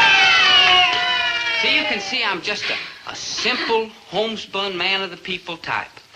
And I wouldn't blame anybody if they voted for Milton. But I tell you this, if you honor me with your confidence, I'll work day and night to make myself worthy. I'm just folks, and I'm not too bright, but I'm honest, and I'm diligent, and I'm one of you all. And I'll be thinking all the time of the good, simple, humble Americans who lifted me to this high office. Thank you. Andy, what are you doing? I'm voting for Dobie Gillis, that's what I'm doing. Let's face it, Milton, you're dead. Am I?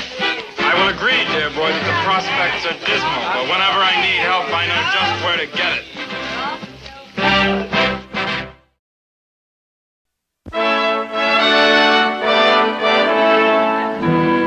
Oh, good, Mother. I'm in time for tea. Do we have watercress sandwiches? Oh, but of course, dear. Oh, jolly. That's all, Bridget. You're dismissed. Mother, the crust is still on it. I know, dear. The help one gets these days. True. How I wish we still had Alfreda. Ah, what a wonderful maid. And only $3 a week. Of course, she did drink 2 bottles of gin every day. Well, what can you do with the servant class? Pour me some tea, Mother. Very strong. I've had a beastly day. You look it. Well, out with it, boy. It's the election at school, Mother. I'm losing it to a grocer's son. You must help me. How? You'll find a way, Mother. You always do. Oh, Milton, you're a nasty boy. You're just like your father. May heaven rest him. Oh, he was a nasty man. So nasty. May heaven rest him. You always helped him. Yes, I did. I was what I believe they called his hatchet man. And you'll help me. Oh, don't I always? I knew I could count on you, Mother. Oh, you are such a nasty boy. Perhaps nastier than he was. Oh, have another watercress sandwich. I believe I will. I'm famished. Nasty.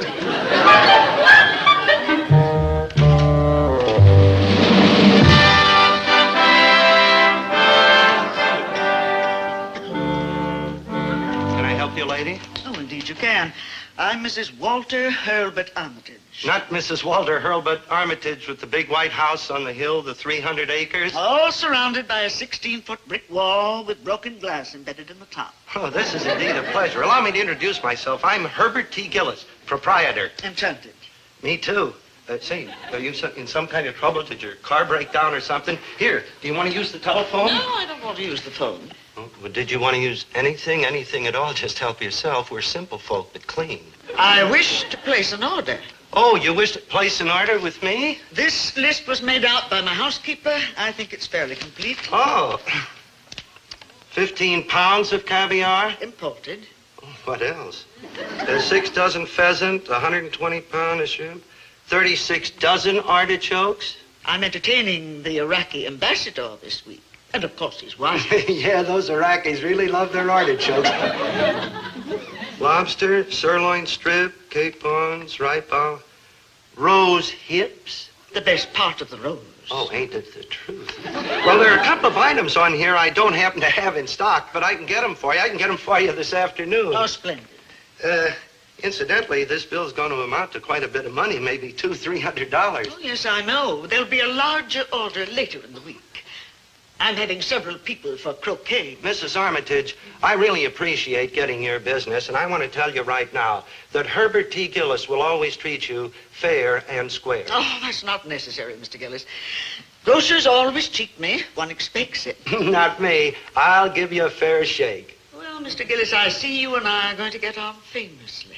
I kid you not, lady. You give me orders like this twice a week, and you have made a friend for life. Well, I'm delighted to hear that, Mr. Gillis, because there is a small favor I'd like to ask of you. Lady, you've got it.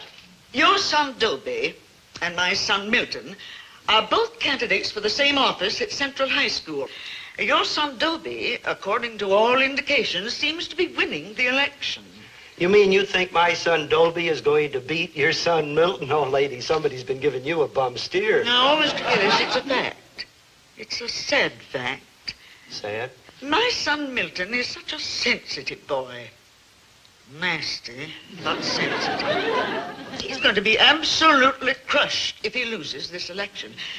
Now, on the other hand, your son Dobie, coming from sturdy peasant stock, accustomed to hardship and disappointments, I feel could survive a defeat without any permanent damage.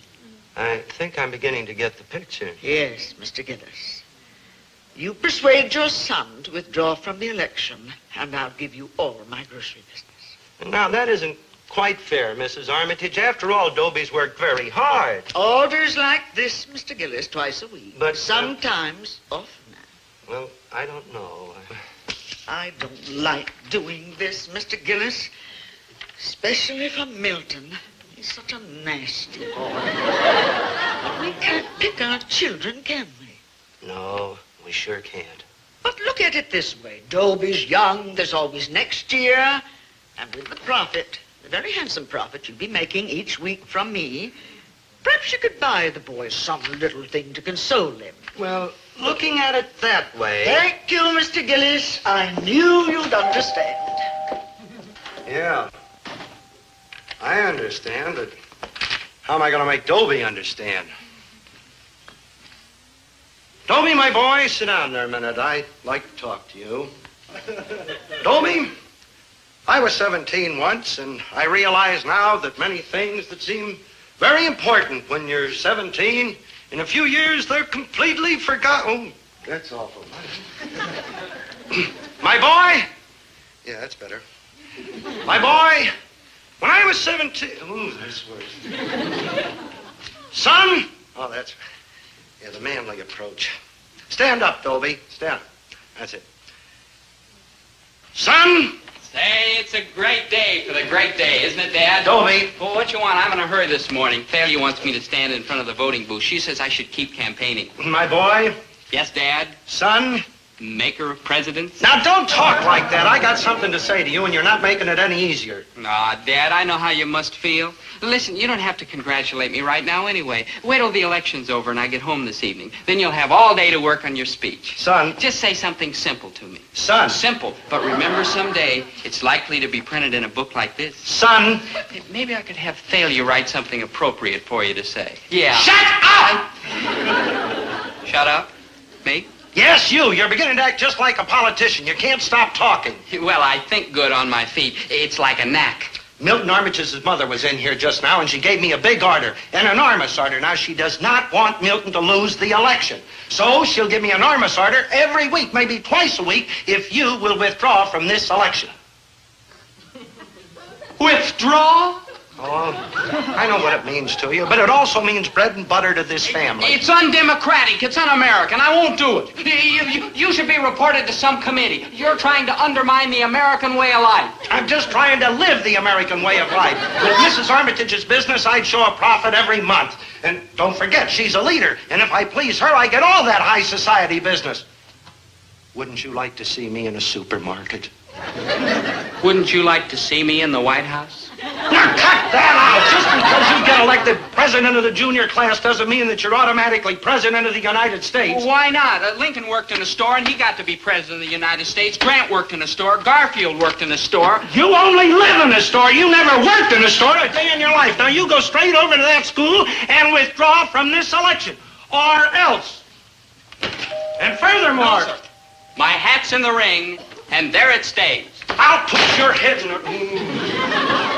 I gotta assassinate that boy. Your whole political career. Doesn't your father realize how important this is? How can he? He doesn't know what's going on in the world. He and Mom, they never go outside the grocery. Oh, how can they be so dull? Well, it's not altogether their fault, I guess. I mean, when you're old like that, you don't feel like going out. Yeah, like my mom and dad. Yeah, mine too. Their lives are practically over, and it's kind of a shame. I mean, my father's worked and slaved all his life, and here he is, 45 years old. That old? Yeah, he may go any minute. Yeah, that's right, man. When they get up around that age, you just never know. True.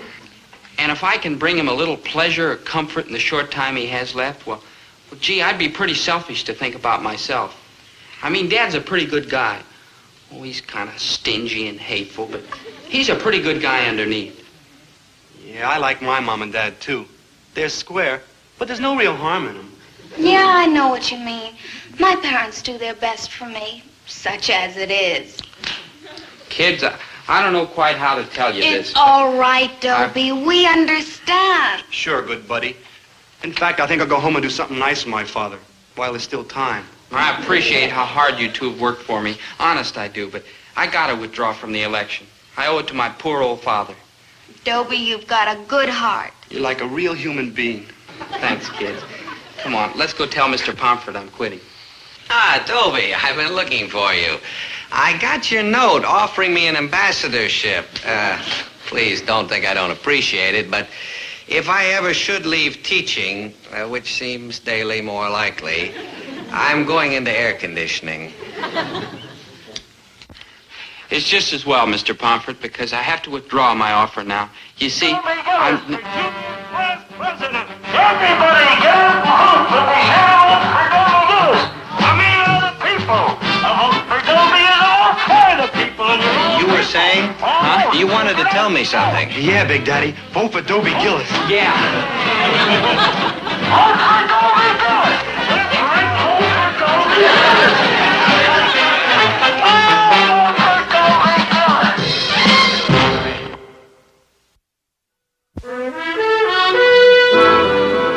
Calm down, Milton. I will not calm down. I will not do anything. I will hold my breath until I die. Oh, you are such a nasty boy. You promised, Mother. You promised me you'd make Gillis withdraw from the election, but you didn't. He won the election, and now look at me. A failure at 17. This may be the very best thing that ever happened to you. Oh, the grocery list. Bridget, I want you to call Gillis Grocery Store and place this order. And from now on, place all our groceries with Gillis. Mother, how could you? I will hear no more, you nasty boy. All right, Mother, but you must give me something very nice, or I'll have another one of my asthma attacks. Very well, I'll give you something very nice. A little red sports car. No. A little blue motorcycle. No. What? A watercress sandwich. Oh, mice and rats. Nest.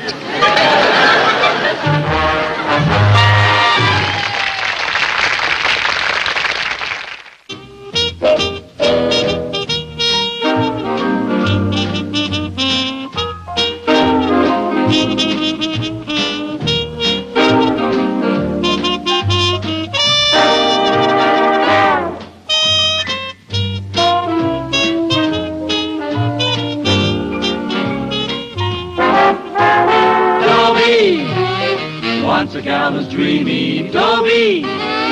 Once a gal was creamy, Dobie. Once a gal to call his own. Is she blonde? Is she tall? Is she dark? Is she small? Is she any kind of dream one at all? No matter, he's hers and hers alone. 'Cause Dobie has to have a girl to call his own. Once a gal was dreamy, Dobie. Once a gal was creamy, Dobie. Once a gal to call his own. Is she blonde? Is she tall? Is she dark? Is she small? Is she any kind of dreamboat at all? No matter, he's hers and hers alone. Dobie. Thalia Mininger. Thalia Mininger is the girl I'm in love with. My romance with Thalia is kind of a triangle. I love her and she loves money. It's unbelievable that such a warm, soft girl can't think of anything but cold, hard cash. Don Willoughby, captain of the baseball team. Nope. Butch Glendon, captain of the basketball team. Nope. Milton Armitage, captain of the football team. No. Then take your clammy hands off. Failure. Now, don't sit down. I'm not interested in sitting with anyone who isn't big and strong and magnificently coordinated. But I have other virtues. Like what? Well, I'm humble. You have so much to be humble about. Now listen, Now Failure. listen to me. Can you pole vault 14 feet? No, or but run I have a a mile kind in heart. 4 minutes? And I'm good to my Or mother. pitch a no-hitter? Or run And I 90 can touch my yards for a toes without touchdown? bending my Oh, knees. let's face it, Dobie, you're just not an athlete. I don't get it. Why all this sudden interest in athletics? Why not? Well, it's kind of clean and wholesome, and you're kind of mean and grubby. No offense.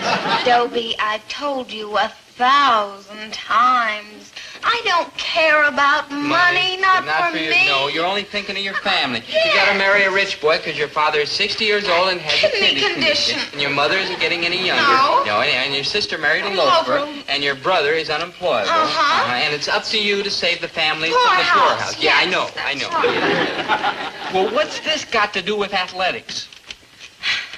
I've been reading an article here.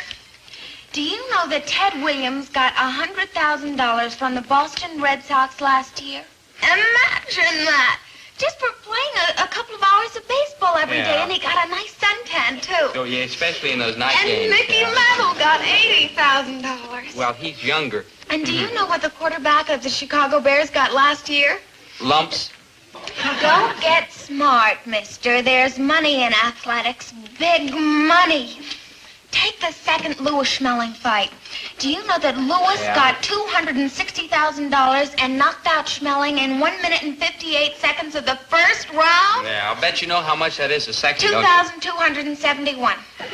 So you can sneer all you want, but the man that gets me is going to be a big brawny athlete. Yeah. Well, in the meantime, you got to admit that I'm kind of appealing in a puny sort of a way.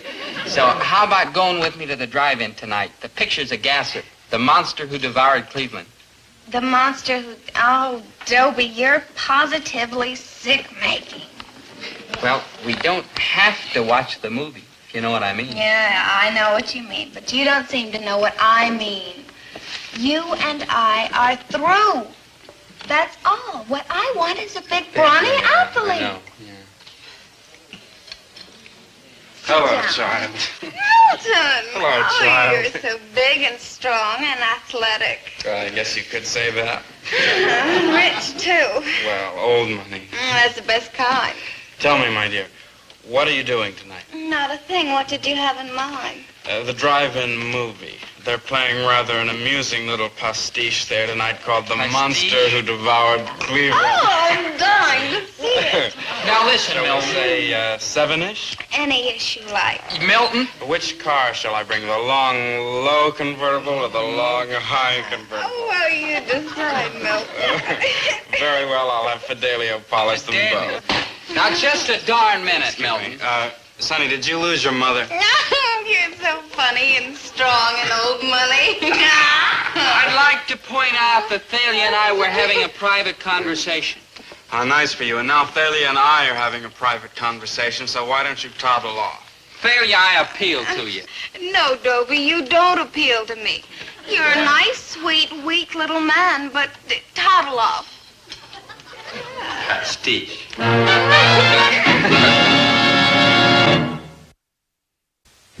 S-I-K. I mean, why mess around with a chick who digs muscles?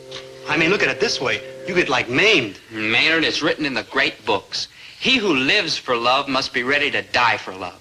Besides, without Thalia, what is there worth living for? You gone ape? Lots of things. Name one. I'll name them all. Dizzy Gillespie. We're star-crossed lovers. But somehow, some way, we'll beat the odds. Daddy-o, you're like a rebel with a lost cause. Thalia only digs like athletes. Okay, then I'll become an athlete. Make me a muscle. Huh? Make me a muscle. Oh. Dobie, find yourself a chick who digs like your beautiful mind. Maynard, you're the hippest, but when it comes to love, let's face it, you're square. Smile when you say that, mister.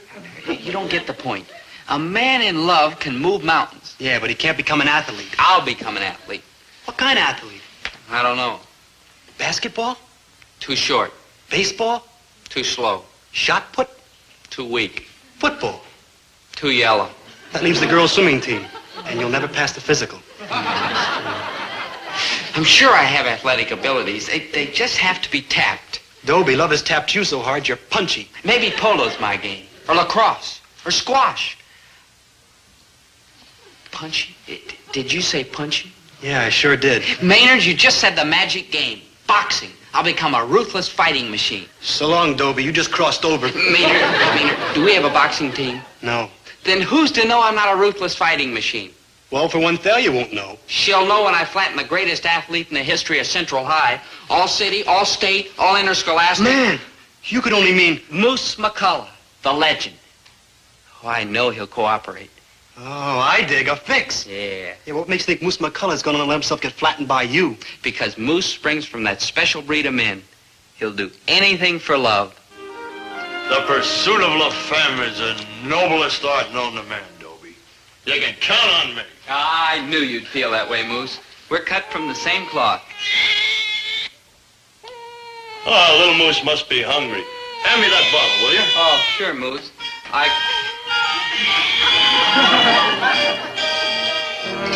Hey, what's this doing in your all-state football trophy? Oh, I finally found some practical use for the darn thing. Oh. Boy, I never thought I'd see Moose McCullough in an apron feeding a bottle to a baby. That's the greatest kick in the world, Dobie. Beats running for a touchdown anytime. Hand me that other bottle, will you? But, don't you miss the cheers of the crowd? Oh, no. I married a cheerleader, and any time I feel down, well, she gives me 2 locomotives and a sis-boom bar. Oh. And I feel like a new man. Yeah. Say, where is your wife? She's at the doctor. Oh, nothing serious, I hope. Most serious thing in the world, Dobie. We're gonna have another little moose. No. Yeah. Congratulations. Hi. Thanks. You know, if all goes well with your plan tomorrow, maybe someday you'll have all of this. Yeah. Well, I'll be going, Moose. I'll see you tomorrow. And I'll try not to hit you too hard. Oh, you can't hurt the moose. Just don't break your hand, kid.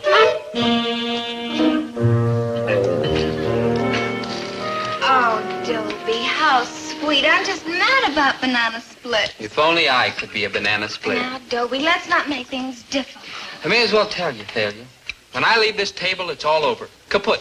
I'll never bother you again. Dobie. Please, no pity. I know now there can never be anything between us. I'm too insignificant, too ordinary, too commonplace. There's only one thing I can say. Yeah? You're absolutely right.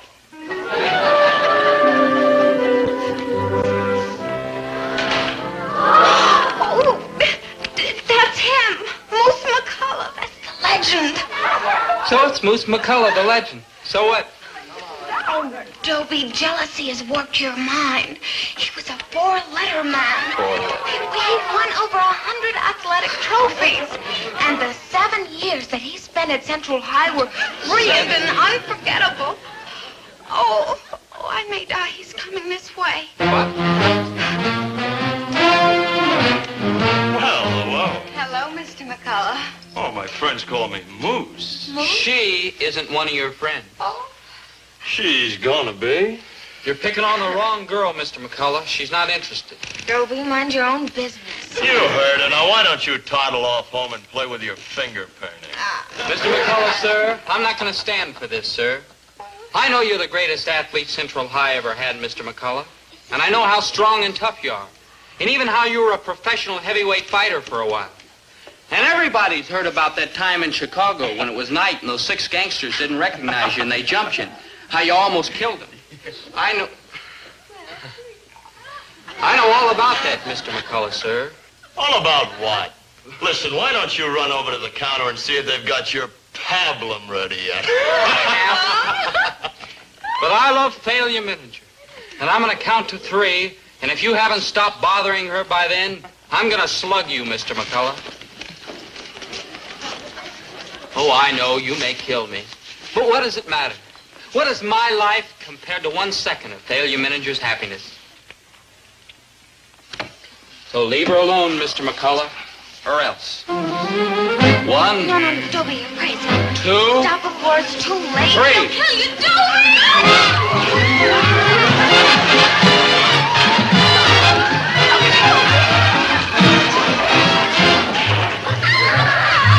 I'm sorry, Thalia, and I'll never bother you again. Oh, bother me, Dobie! Bother me! Well, if it weren't for the fact that I'm humble, I'd say knocking Moose's block off was a stroke of staggering genius. Thalia's life is dismal emptiness unless I'm with her. And for the first time, I know the feeling of power. I'm top fist. Men fear me because I'm menacing and destructive. It's a lie, but I like it. Oh, here, I'll show you what I mean. Hey, you. Yeah? Put these in my locker. What are you, a kook or something? I'm Dobie Gillis. Top fist. Gee, I'm sorry. I didn't know it was you. I hope you'll excuse my rudeness. That was nothing. You should see what happens when I go into Charlie Wong's ice cream parlor. Top fist, fierce as a lion. Top fist, quick as a snake. He'll break your jaw without trying. He'll make you suffer and ache. Top fist. Mighty quiet in here. Yep. Too quiet.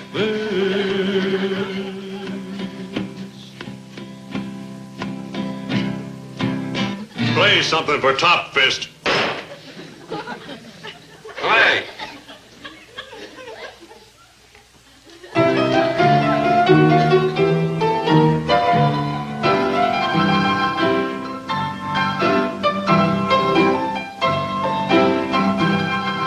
What do you say I pick you up 8 o'clock tonight, baby? Hey, can I see a minute, Paisan?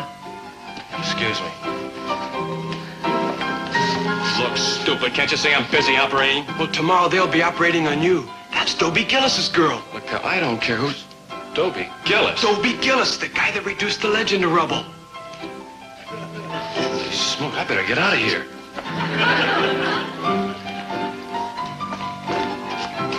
Honest, Gillis, I didn't know she was your girl. Yep.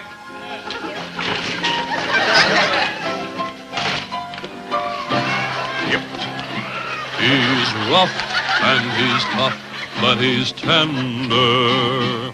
He never hits children or girls or women of the opposite gender or kittens or puppies. Won't you join me? Or squirrels. Aren't you with him?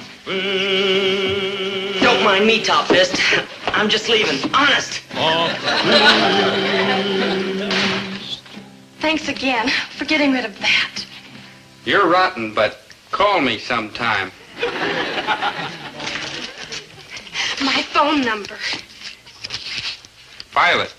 Top Fist, his hand strikes like lightning.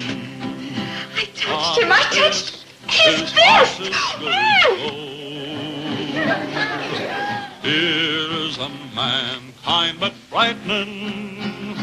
Here's a man, sweet but bold. Top Fist, Top Fist. Sit down, Top Fist. Do you have to call me that? What, do you mind? Sure I mind. I'm not just strong and savage. I'm also modest and gentle. I'm sorry. It's just that I'm so proud of these swift but terrible hands. Couldn't you be proud of the rest of me, too? Well, Dobie, let's face it. Without these hands, you're nobody. But with them, you're somebody. What you doing tonight, baby? Well, what you got in mind? A drive-in movie?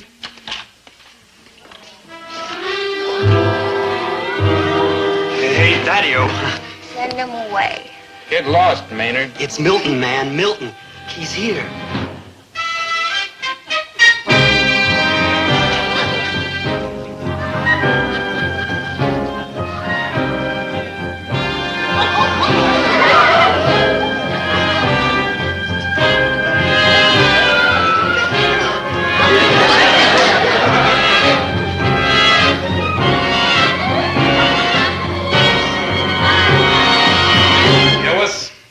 Yep.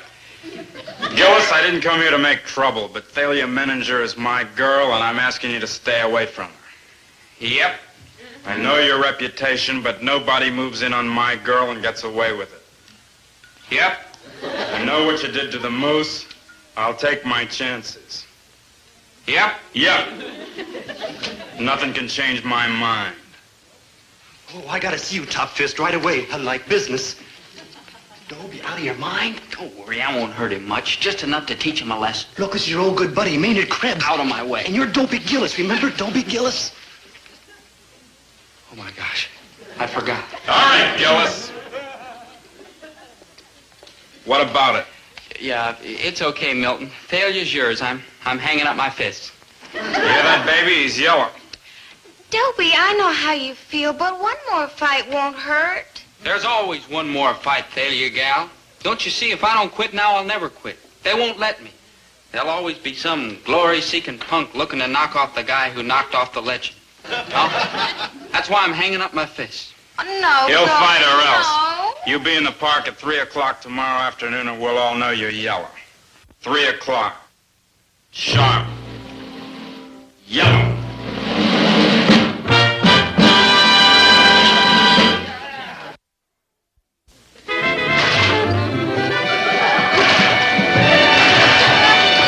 Man, you're like nowhere.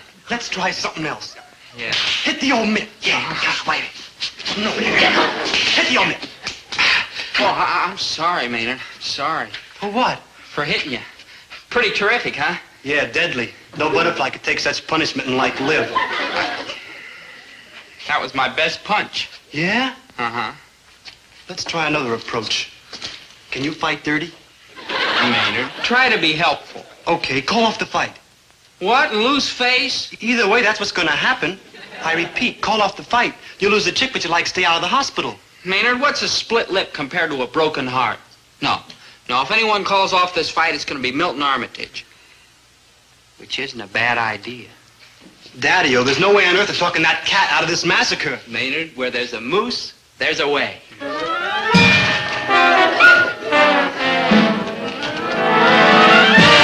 That's the old one, too. Moose. Hi, Milt. Hey, you're fighting Dobie Gillis tomorrow. Yeah. Did he do all that to you? Ah, the punk got lucky. Broke my jaw in 3 places. But don't worry, you can take him. You're darn right. What happened to your leg? Oh, I guess I fell down pretty hard. Compound fracture. Compound? Yeah, that punk sure packs a wallop. But don't worry, you can take him. Sure. All you gotta do is stay away from his left. Right. Stay away from that, too. In fact, it might be smart just to stay away. I thought you said I could take him. Well, sure you can. I was just thinking about that Grecian nose of yours. What about it? Well, you know, in case Gillis gets lucky with another one of those... Ah, forget it. Those plastic surgeons can fix anything today. Moose, I know you mean well, but you're just wasting your breath because I'm going to fight Gillis tomorrow. Now, if you'll excuse me. I wonder what's taking the moose so long. I hope he isn't having trouble talking Milton out of the fight. Yeah, I hope so, too, because if Milton fights, you're like dead. Dobie! You're like dead. You didn't talk him out of it? I did my best. What am I going to do? You could like blow town. You're gonna stay right here and fight, boy. Me? Him? Him, he's top fist, ain't he?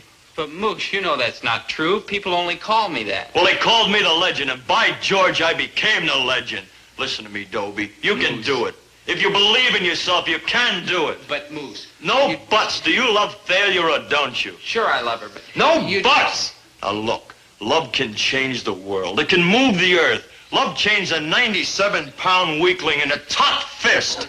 Grit, boy, grit. Courage, determination. Fight, smash, kill, destroy for love. For failure. You can do it, boy. You can do it.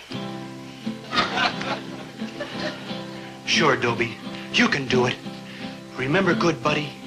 Top fist, fierce as a lion. Top fist, quick as a snake. He'll break your jaw without trying. He'll make you suffer and ache. Top fist, the world stands and trembles. Top fist, with muscles just like steel. I broke it. No, it's just bent a little. My hand, Maynard, my hand.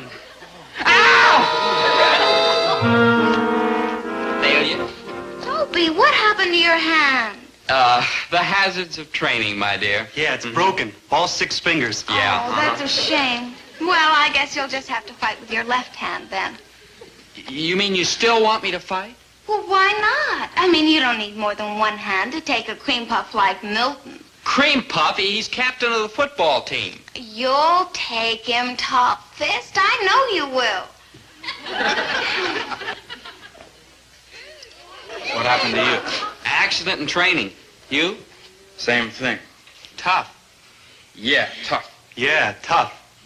Naturally, my dear, in view of these unforeseen developments, we'll have to cancel our bout. Uh-huh.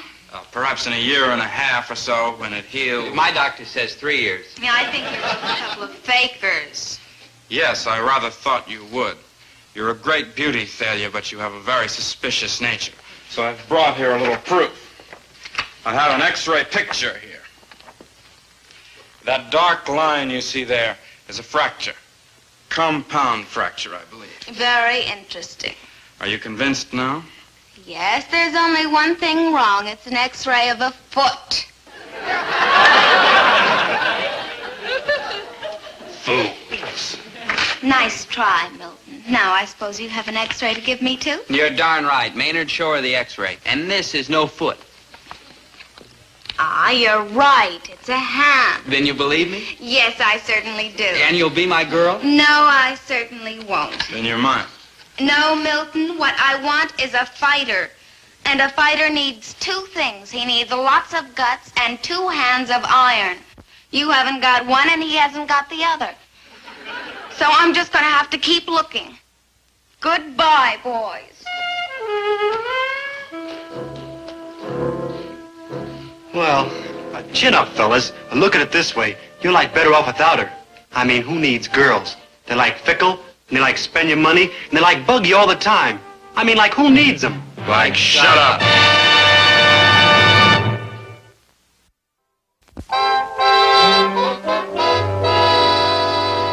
Well, failure is only a bittersweet memory now. But all is not lost. I still have my reputation. I'm top fist. Here, I'll show you what I mean. Hey, you. Yeah? Put these in my locker. You a kook or something? I'm Dobie Gillis. That's your tough luck. Oh, well, power isn't everything. Besides, I have other virtues. I'm humble, good to my mother, and I have lots of friends. And here they are.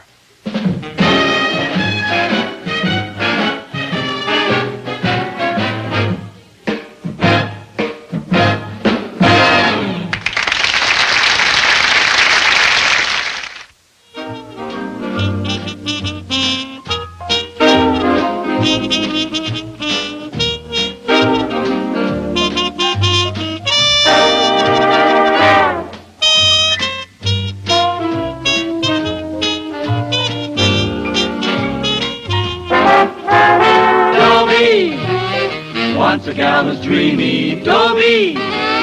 Once a gal was creamy, Dobie. Once a gal to call his own. Is she blonde? Is she tall? Is she dark? Is she small? Is she any kind of dreamboat at all? No matter, he's hers and hers alone.